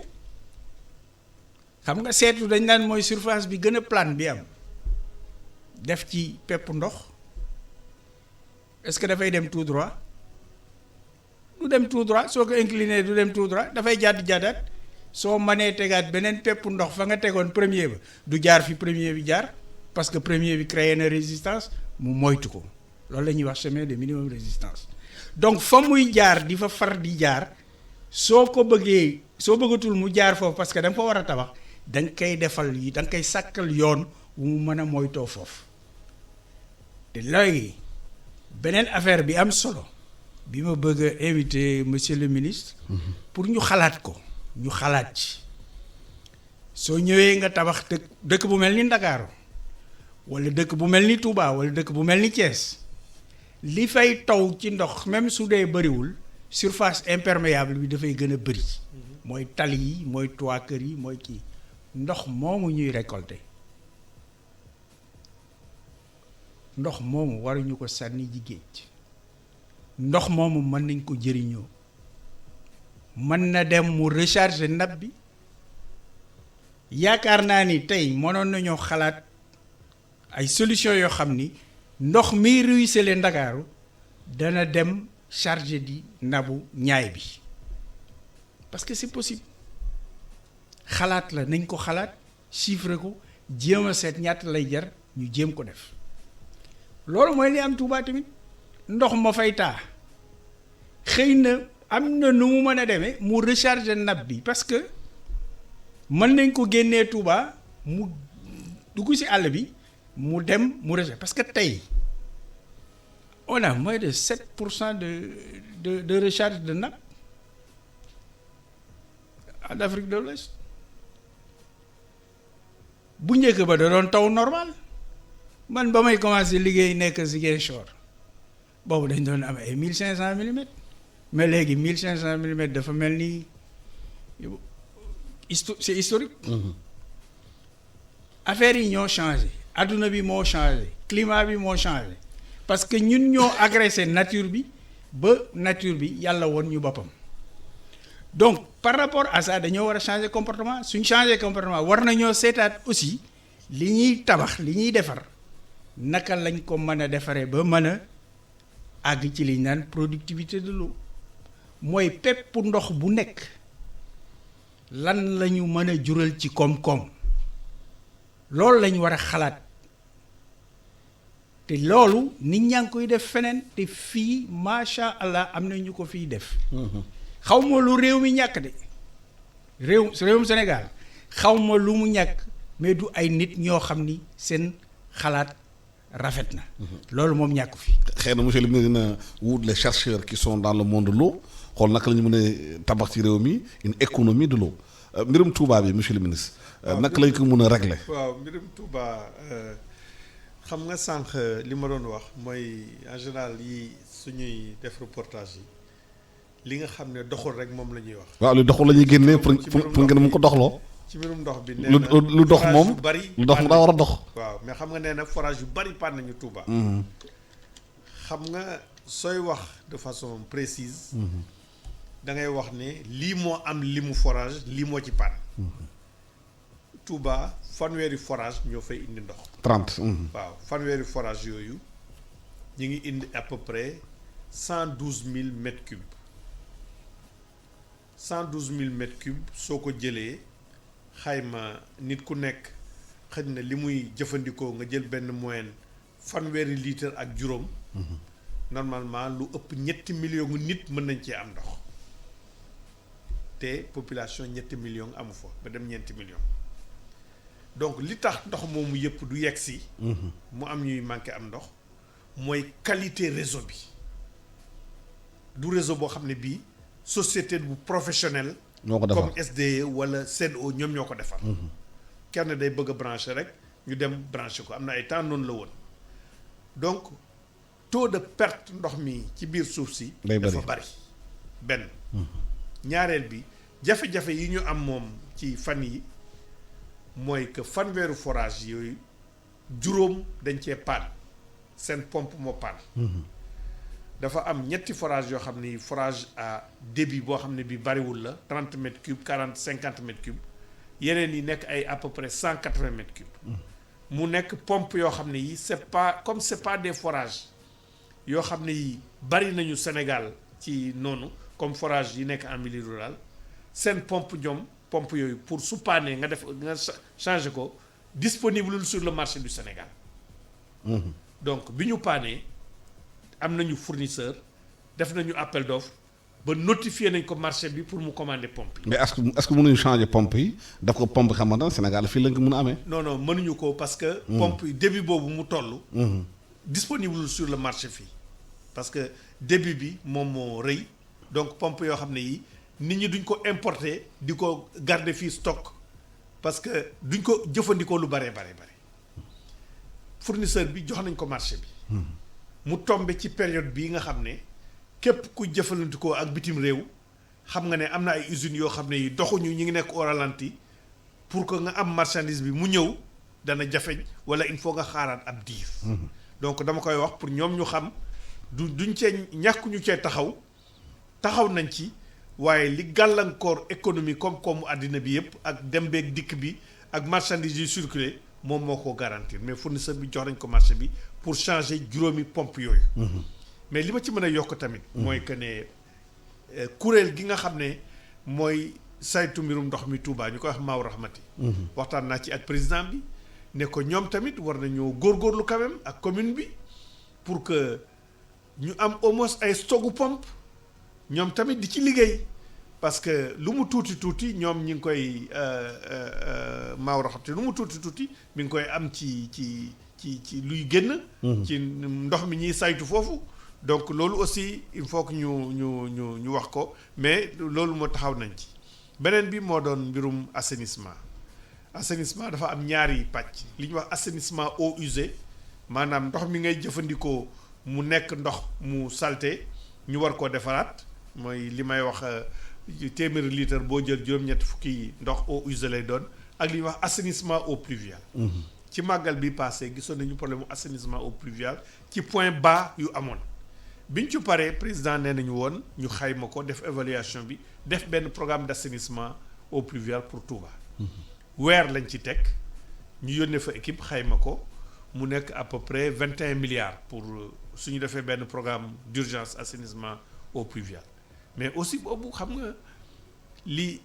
nga yéene mën nga ko yéene mais nit ki nga wax ko dëgg moo gën. biñ ko xayma techniciens yi ne ma. liggéey bi durée des travaux rek pour def ko c'est 12 mois xam nga 12 mois ci loo xam ne lii 1 mois après lañ la ko jox nga war a def appel d'offre tànn entreprise mënoo wax ne mën nga ko def pour màggal bii di ñëw. mooy at. waaw mënoo wax ne mën nga ko def pour màggal bii di ñëw. moo tax bi ma demee assemblée nee naa leen am nañu yéene def ko ñi ngi ci waaye liggéey boobu mën la pare màggal bii di ñëw donc màggal bii di ñëw danañu jël solution yu ñu daan jël. mooy les camions hydrocureurs là ak yi ñu daan def drainage ndox mi pour yóbbu ko danañ ko def ci Touba. mais ci sa wax ne nga réseau bi distribution bi baaxul lan moo tax mënuñu changer réseau distribution d'eau à Touba. mais dafa benn réseau. waaw parce que loolu ça demande beaucoup d'argent ça demande aussi waxtaan bu ñuy def. ak nit ñi ci ndoxu gestion de l'eau bi à Touba. ak ñi nga xam ne ñoo koy yore foofu nga xam ne mooy kuréel gi ñu tëral muy Maaw Rahmati moom mooy autoriser branchement yi wala dara ñu def ko de façon professionnelle. parce que mais est-ce que état bi mënuy waxtaan xalif général des Mourides. xam ne moom autorité morale foofu. moom su waxee ne dañ koy déglu parce que bu nee léegi nañu cotiser pour tabax mosquée ñëpp daañu indi seen xaalis def ci loolu. bu nee assainissement Touba distribution ndox bi nañ ko cotiser nañu daañu dugal seen loxo ci loolu. waaw mais loolu waxtaan yooyu yëpp ñu ngi koy def. waxtaan yooyu yëpp mbirum ndoxu Touba ñu ngi ciy waxtaan mais dafa nekk waxtaan yoo xam ni xëj na dañ koy def ci fi ñu ko war a defee ñu ngi ciy waxtaan. ñu ngi ciy waxtaan ak solution yi nga xam ne aussi am nañ ko sànq wax na solution forage yi gis nañ ne ñun bi ñu defee suñu projection ba fekk ay 2035 à peu près forage yi ak soo tabaxoon yeneen forage tamit du mën a attan ndox mi ñuy soxla Touba. donc li ñu identifié mooy benn champ captant ndox souterrain bu neex bu nekk boor yi Sadio ak yooyu peut-être que su boobaa dana mën a régler problème di régler en même temps problème mu Mbàkke. Mbàkke wax na ko li nga xam ne moom moo dal Kaolack li ma doon sànq wax bassin arachidier mooy fluor bi bari ci ndox mi. moom moo amoon aussi Mbàkke. bi ma demee nee naa leen bi ma ñëwee def naa réunion ak ay député yu nekk Mbàkke bi ñu ma ko waxee réunion bi Sen'Eau ak SDE ak Sen'Eau ak SONES ñi ngi fa toogoon ma waxtaan ak ñoom Sen'Eau def na benn proposition pour trouver solution normalement SONES dana trouver alal bi pour ñu def ko au niveau de Mbacké mais aussi nee naa leen du liggéey boo xam ne bi liggéeyu weer la. parce que marché la booy def. travaux yi dafay durer. waaw diggante bi aussi nee naa leen pour mu leer mënoo wax ne da ngay jëfandikoo ndox boo xam ne bi nit moom moo koy jaay ba pare nga ne doo ko fay. da ngay fay. léegi mën nga ne ndox mi neexul du ma ko jëfandikoo. waaw nit ki suy jaay li muy jaay su la doyulee mën ngaa wax du ma ko jënd su boobaa doo ko fay. mais mënoo wax ne danaa ko jëfandikoo. baaxul mais danaa ko jëfandikoo ba pare du ma ko fay. loolu tamit wax naa leen ko pour ñu waxante dëgg daal suñu biir. mais monsieur le ministre am na aussi préoccupation par rapport aux îles du Saloum. am na ñu bëri ay Foundiougne ak fa lay xamante ne moom mooy Joal ñooñu tamit dañuy souvent di ñaxtu ñàkkum ndox. ak Fimela ak yooyu. yan matuwaay lañ jël foofu tamit parce que Covid 21 bi. Covid 19 bi bu ñu wax jafe-jafe la. ñooñu tamit ci Sénégal la ñu bokk. soxla nañu ndox bu baax. pour mun a jëfandikoo. c'est ça yan mesures lañ jël foofu. xam nga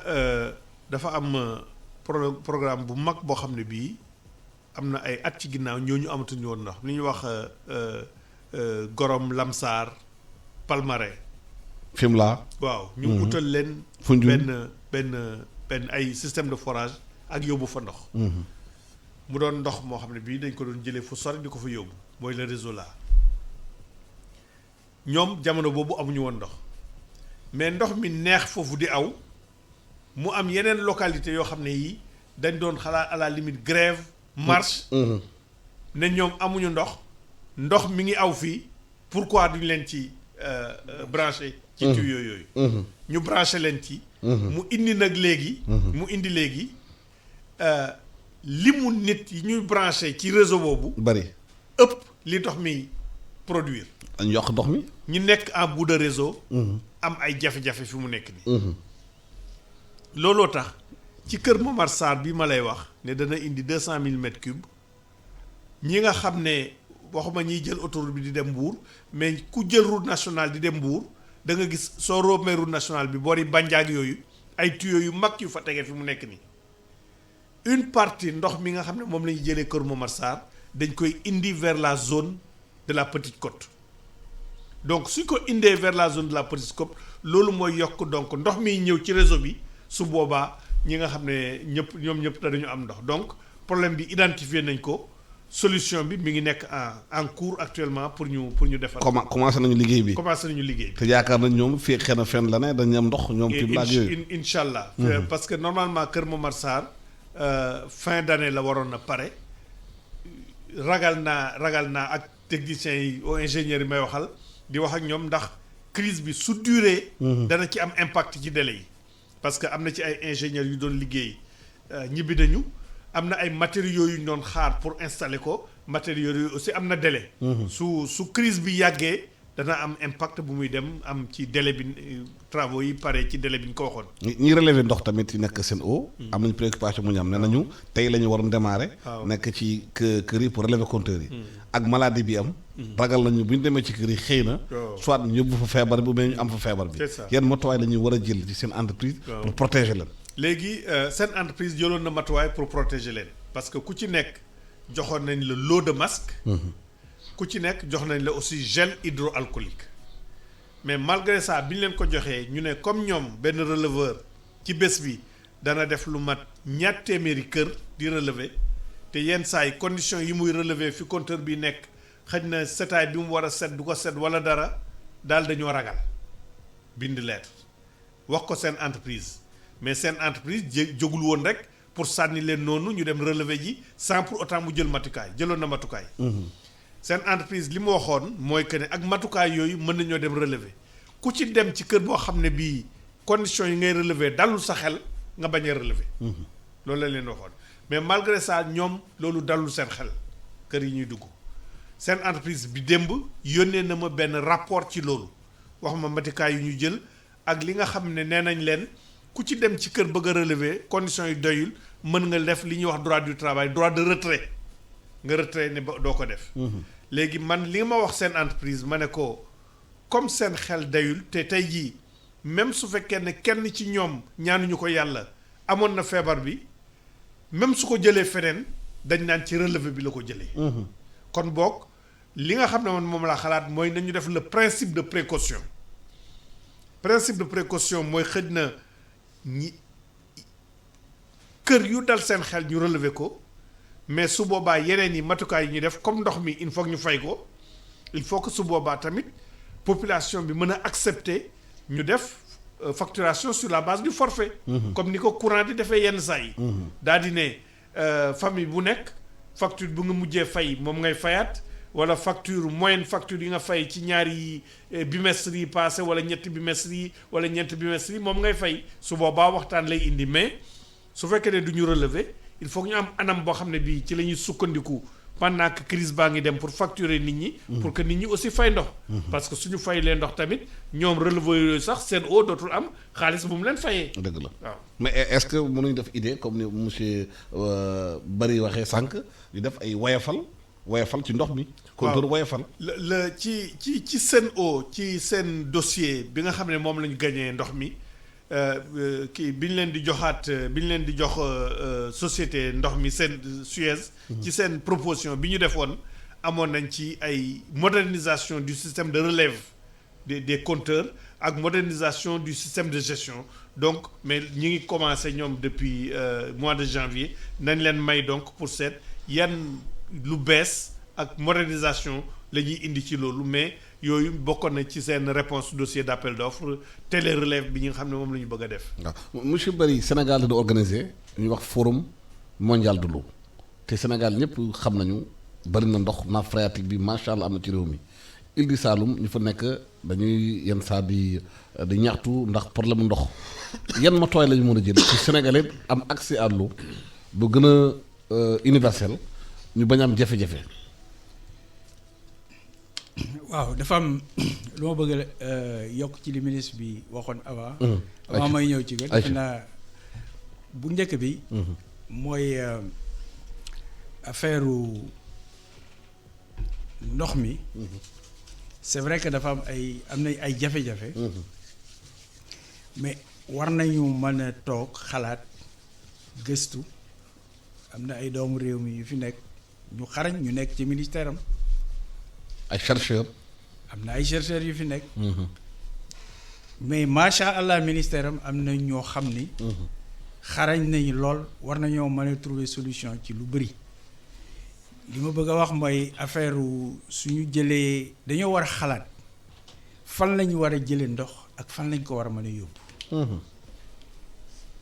lal ko ba nga xam ni danañ mën a am benn maillage complet bu pays bi en fonction des usages ci ni ñuy jëfandikoo ndox mi. te loolu yaakaar naa ni ay ñi nekk DGPRE muy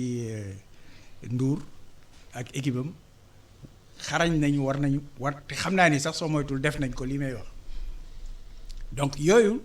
dafa nekk loo xam ni c'est très important léegi li nga wax ci affaire forum bi defe naa ni moom nag comme moom mooy forum bi ci moom la dépendre. moom mooy ki koy organiser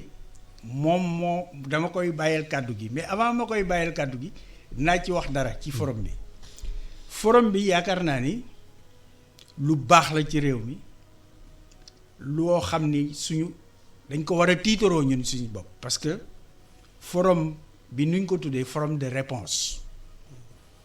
dañuy war a répondre ci ODD yi fan lañ ci toll yàlla tamit def que ni léegi ci ay loxoom lañ nekk Sénégal di ko topp na ko lu yàgg ba ñu désigner Sénégal adduna bi yëpp d'accord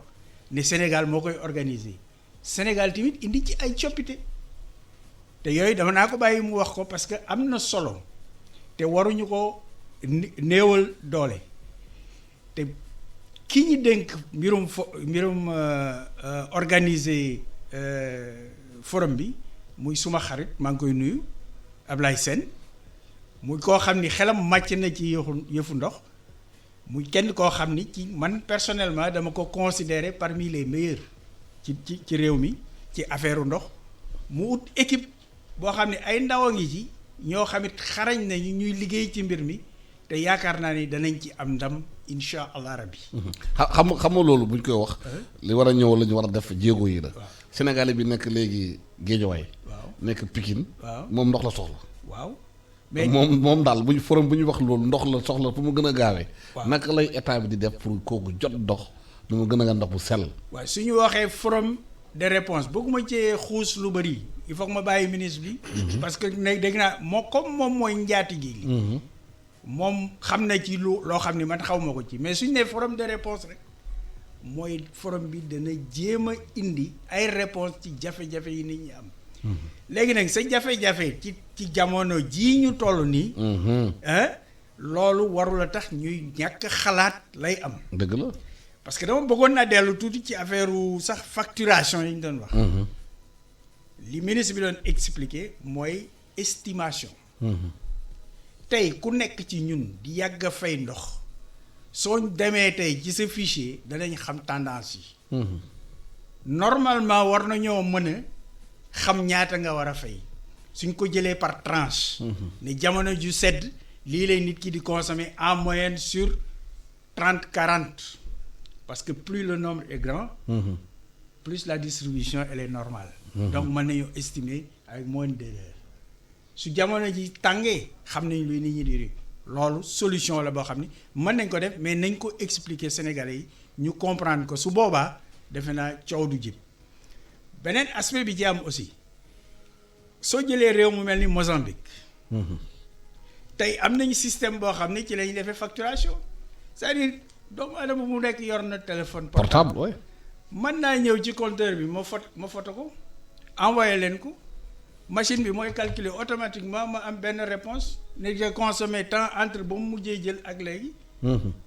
defal ma calcul bi ma fay ko par Orange Money yooyu yëpp ay affaire la yoo xam ni dañ ko war a xalaat mais man bëggoon naa avant ñuy pare aussi. dama parce que danaa bàyyi ministre bi mu wax ci mbirum kii bi. forum bi parce que forum bi dugal nañ ci lu bees loo xam ni mosut a am. bii mooy juróom-ñeenteeli forum bi am ci àdduna bi. te Sénégal moo ko si dugal.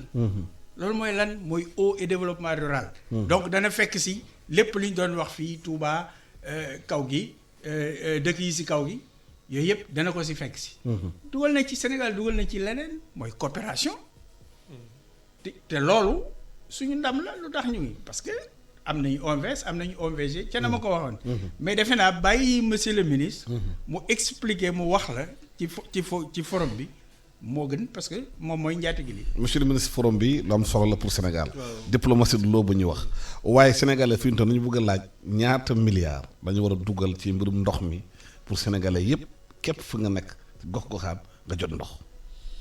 waaw ma ñëw tuuti ci forum bi balaa may ñëw foofu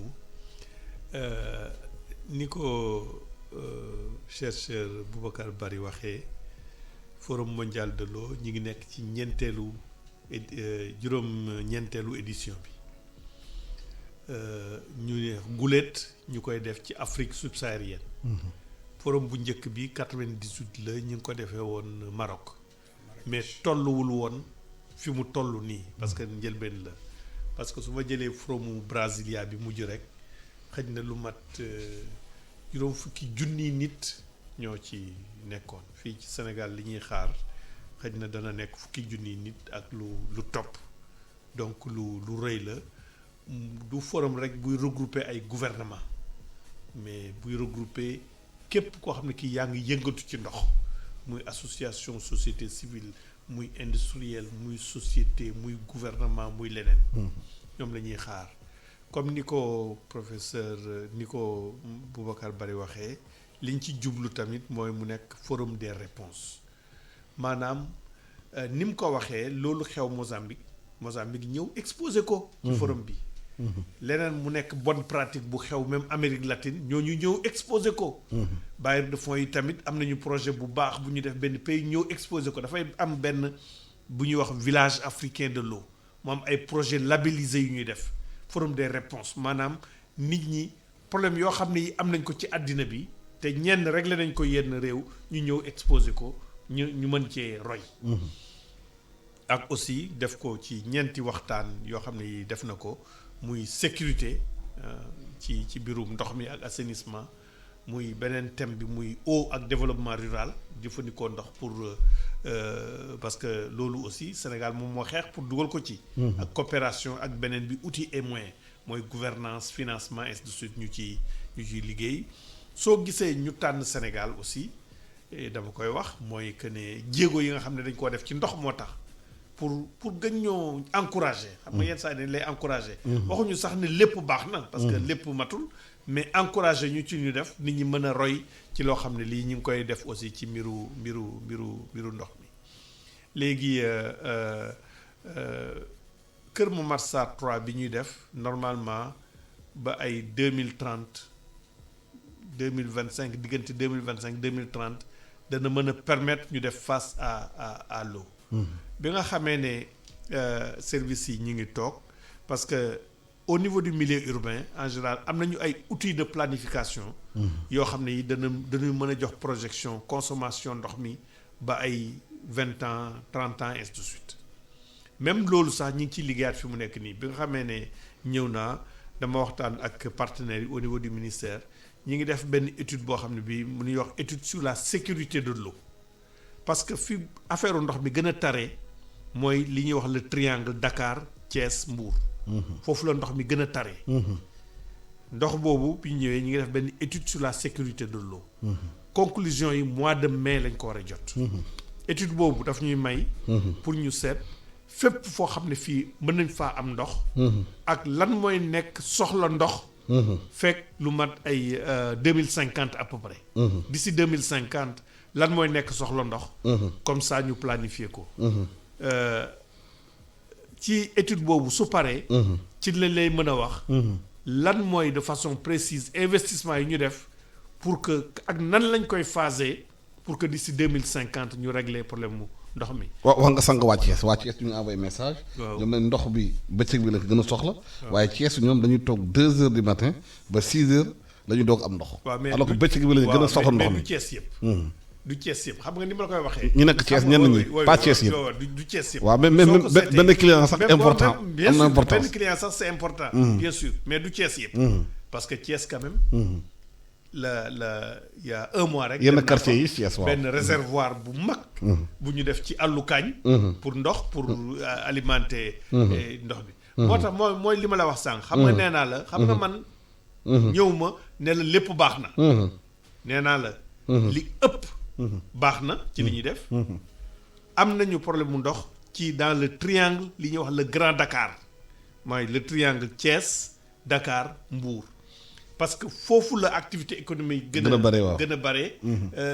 soo tabaxee AIBD tout de suite dafay am besoin ndax bu muy indi nga tabax leneen hôtel yi Mbour ainsi de suite. mais est-ce que loolu repose au fond la question de l'aménagement du pays du territoire. Si bien sûr. est-ce que loolu dafay wane nguur gi parce que am ngeen plan bu bees. plan d'aménagement du territoire. ñu war a mun investir ci yeneen régions yi. na ñuy décongestionner Dakar. mun a ñibbi ci régions yi investir foofu pression bi wàññeeku. mais xam nga ñi ngi nekk ci yoon bi. ñi ngi nekk ci yoon bi soo gisee par exemple Dakar mais comme ñoom ñetti ñëpp muy le triangle Dakar Thiès Mbour ci même système bi la ñuy alimenté woo danañu wàññi tuuti pression bi ci Dakar mu dem ci Thiès mais day dem ci Mbour moo tax ñu war a def aussi ay investissement Thiès ak Mbour comme ni ñu koy defee KMS une fois ndox mi fa daan jóge yëpp dañ ko daan indi Dakar léegi wax nañu benn partie dañ koy yóbbu Mbour pourquoi ñu koy yóbbu Mbour tey jii man mi nga xamee ne sama ministère mi ngi Diamniadio sama agent yi bi ñu ñëwee ñu indi leen Diamniadio ñu may wax affaire péage bi ñuy fay ak des trucs comme ça man leen déedéet da ngeen di jël esprit li ñu créé Diamniadio pour def ay ministère mooy ku daan dëkk Dakar di fay 150 000 francs loyer wala 100 000 francs nga ne man damay dem dëkki Thiès pour fay 75 000 wala 50 000. wala damay dem dëkki Mbour pour fay 50 000 wala 75 000 mu indi koom-koom Mbour.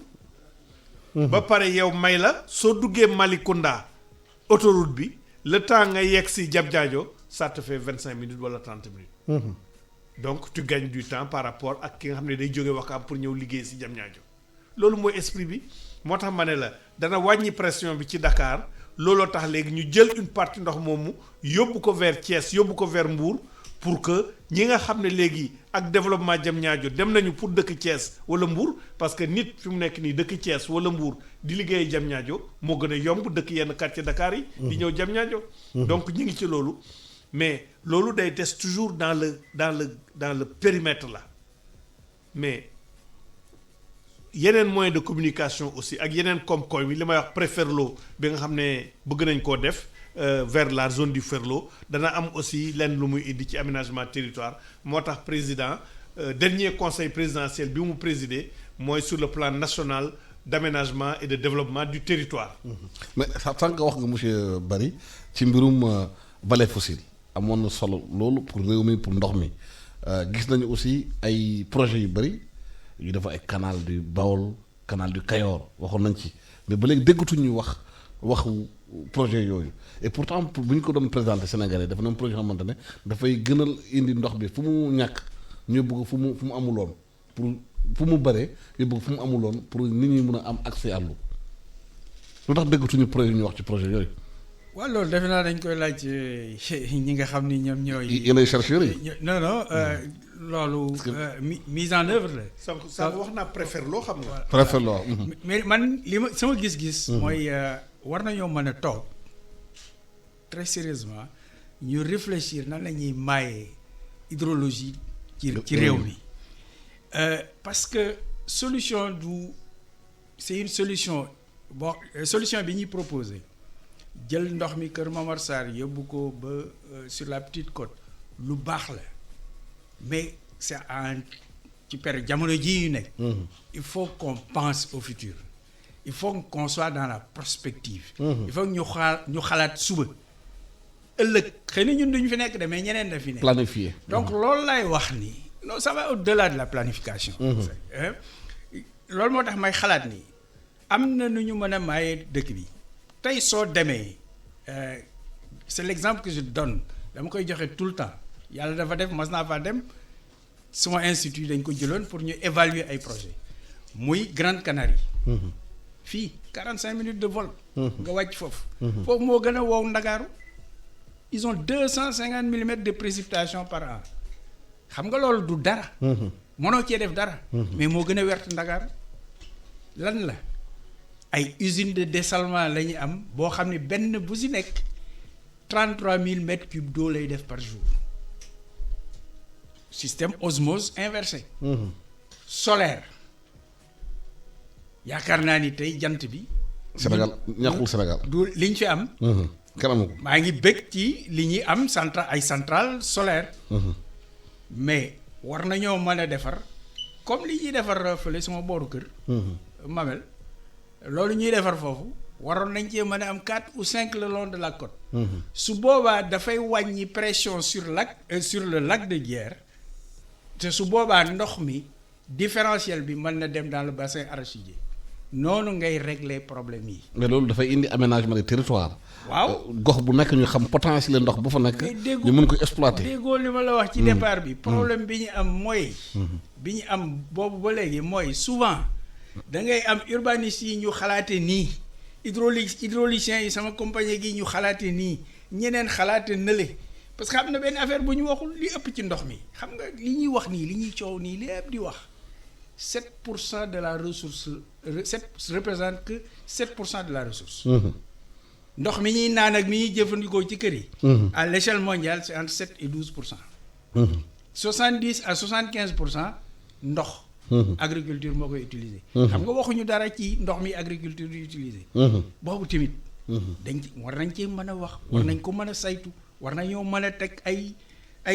affaire xool ko étudier ko ne bii nañ jël option bi lii lay jar option bi lii lay jar court terme ñu def lii moyen terme ñu def lale xëy na lii may wax sax dama koy wax mais gars yi xam naa ni xalaat nañ ko bu yàgg comme man nekkuma fi woon it. mënuma xam li gars yi teg ci taabal ji. parce que nappe phréatique Sénégal am na importance. non mais attention à la nappe phréatique. parce que boobu tamit ku la wax ni xam na li nekk ci nappe phréatique bi ragalaan da lay wax lu ko neex. parce que carte hydrogéologique bi ñu am au Sénégal ne permet pas d'évaluer la ressource correctement parce que loolu moo gën a jafe étudier une nappe c'est la chose la plus simple def nañ ci ay jéego yu am solo ba am une carte au 50 millième je crois. ou 500 millième je me rappelle plus c'est-à-dire benn centimètre 500 mètres mais entre 500 mètres soo ko daxee ci kaw suuf mais la variabilité est très grande. donc yooyu mooy dañoo war a di demaat di xoolaat di saytuwaat à des échelles beaucoup plus réduites. C'est vrai qu'on a fait beaucoup de forage problème yi ñu am ci forage yi lu ci bëri loolu moo koy indi quel est le taux de réussite du forage au Sénégal. xamuma ko je serais très intéressé de savoir soo gasee benn forage lan mooy succès bi. pour que nga am ci ndox quantité bi nga soxla ministre bi wax na ci affaire pompe yooyu dama la bëgg a xamal parce que bu nit ñi tamit yaakaar ni def naa forage rek mën naa cee def pompe bu ma neex. non. pompe bi c'est dimensionné en fonction de quantité ndox bi ak aquifère bi ñaata la mën a jox. lan mooy rendement aquifère bi. xam nga souvent ñun dañuy avancer loolu moo tax ñu soo demee tey dans les Niayes fépp fu ñuy bay nit ñi di am problème parce que dañuy ñëw Sandaga jënd pompe wala dem feneen commander benn pompe amuñu étude bu sérieuse ñu def ko ci mu jural leen perte. après nag ñu nekk en faillite. loolu mooy problème. monsieur le ministre lan la ñuy war a def léegi pour planifier territoire bi xam région bu nekk potentiel hydrique yi fa am ñu mun a defar foofu ay maanaam des outils d'accès à l'eau. loolu ni mu waxee sànq mooy direction bu nekk ci ministère bi ñu koy wax DGPRE, direction de la gestion et de la planification des ressources en eau. ñoom ñoo ci liggéey comme ni mu ko waxee ñu xarañ ñoo fa nekk di ci liggéey di def études yi ñoom ñooy surveiller nappe bi ñooy surveiller ressources en eau yi nappe souterraine bi comme eau de surface yi au niveau du fleuve Sénégal fleuve Gambie dañu am ay nit ñoo xam ne dañ leen a fay ñooy def relevé yi tous les jours am li ñuy wax ay piéziomètres yu ñuy def tamit pour nappe bi ak di conduire études yi may wax études yooyu ma lay wax ne gis nañu une réserve d'eau vers Sadio xëy na pour ëllëg mën nañ ko utiliser pour Touba Mbacké ainsi de suite gis nañu une réserve d'eau vers Malem Hodar qui est assez importante qui peut être utilisée aussi pour le bassin arachidier ak cette zone là gis nañu une réserve d'eau aussi vers la zone de Kër Madiabel moom la ñuy xalaat ëllëg pour le bassin de Foundiougne donc loolu ñu ngi ciy liggéey ak maintenant yokk ci étude bi ma la wax ne moom la ñuy def nii ñu tuddee ko étude sur la sécurité de l'eau mais qui se concentre sur le triangle Dakar-Thiès boobu d'ici le mois de mai la ñuy am ressources yi ndox mi lu am solo la dama bëgg a wax rek tuuti ci dessalement eau de mer bi soo gisee xëj na pays yu bari fii en Afrique là defuñu ko lu bari mooy bi ñu lancé par exemple appel d'offre bu njëkk bi dessalement Mamel bi prix bi muy indi prix de revient le mètre cube dafa cher torop maanaam li tax même ñu mën a jël projet boobu di ko def mooy dañ koy suñ ko boolee ak ndoxu forage yi boole ko ak ndox bi jóge Lac de Guiers dana mën a permettre toujours ñu maintenir prix ndox mi mais su fekkoon ne seulement au dessalement bi la suñu pouvoir d'achat wu Sénégal du attan pour ñu def ko moo tax dañ koy def nànk-nànk mais nag xam nga ndox yooyu aussi plus ngay dem plus prix bi di baisser mooy comme énergie solaire bi ñu koy doog a am dafa cheroon mais léegi prix yaa ngi baisser donc moo tax président ne nañu def déjà 50 000 mètres cubes usine bi mën nañ koo yokk ba mu nekk 100 000 mètres cubes peut-être léegi nag tout de suite après Keur Momar Sarr danañu commencer réfléchir sur un autre programme d'eau parce que tout de suite après il faut réfléchir sur un programme structurant encore ci option programme structurant boobu dàquñu ci def beneen unité de dessalement au niveau de la Petite Côte dàquñu ko ci pour def ko ci option yi nga xam ne ci la ñuy étudier ci la bokk. Préferlo bi est-ce que loolu dañ koy revitaliser Ferlo bi ak ndox pour nit ñi mën a def ay bay mën a def leneen. Absolument le projet Préferlo c'est un projet de près de 400 milliards de francs CFA qui va entraîner benn transfert d'eau du lac de Guiers vers la zone de Ferlo sur 70 kilomètres à peu près donc études yi ñi ngi ci actuellement di ko def avancé nañ ci bu baax dana mën a dundal foofu sur le plan agricole encore dana ko mën a dundal sur le plan des activités d'élevage sur le plan des activités économiques ak yooyu yëpp loolu mooy projet Préferlo muy projet bu mag a mag a mag boo xam ne bii moom xaalis bi jotaguñ ko parce que amaguñu financement bi mais dessiné nañ ko ñu ngi ci waxtaan ak ay nit donc problème bi ñuy def léegi mooy problème mu priorité rek la au niveau de l'État pour cette suñu amee financement 400 milliards boobu ndax dañ koy def ci autoroute ndax dañ koy def ci train chemin de fer ndax dañuy privilégier Préferlo wala dara mais ci la ñu nekk mais def nañu requête de financement bi def nañu avancé nañu bu baax aussi ci études yi mooy en réalité ñi ngi toujours ci programme de transfert d'eau boobu ak dundal te loolu dafa nekk projet majeur ci aménagement du territoire du Sénégal suñ ko réussir. Boubacar Bari yaakaar naa heure bu ñu joxoon mat na lu may def rek mooy gërëm ministre Serigne Mbaye Thiam ministre de l'eau et de l'assainissement di gërëm tamit Boubacar Bari di chercheur liggéey mbirum ndox ak mbirum assainissement di ñaaxaat encore population bi boo gisee émission ñu koy def mooy di leen ñaax ci mbirum feebar bi lu am la du caaxaan nit ñi nañu bàyyi seeni xel ci li docteur yi wax ci mbirum maanaam cet bi ci moytu bi distance sociale bi ba ñu mun a xeex maanaam feebar bi génn ci réew mi léegi nag mooy suñu pari ñu waxtaan ak yéen mbokk yi di wax ci goxaan yëpp di waxtaan tamit ci détails yi pour ngeen xam ko ñu ñaax nit ñi encore yal na yàlla defal jàmm ci jàmm ak salaam ñu ngi leen di nuyu di remercier aussi équipe technique bi nekkoon ak man depuis ce matin di liggéey ak ñun di wax réew mi encore nañu moytu feebar bi nañu nangu luy maanaam docteur yi digle topp ko pour ñu mun a xeex Covid 19 bi jërë ngeen jëf ñun ak jàmm.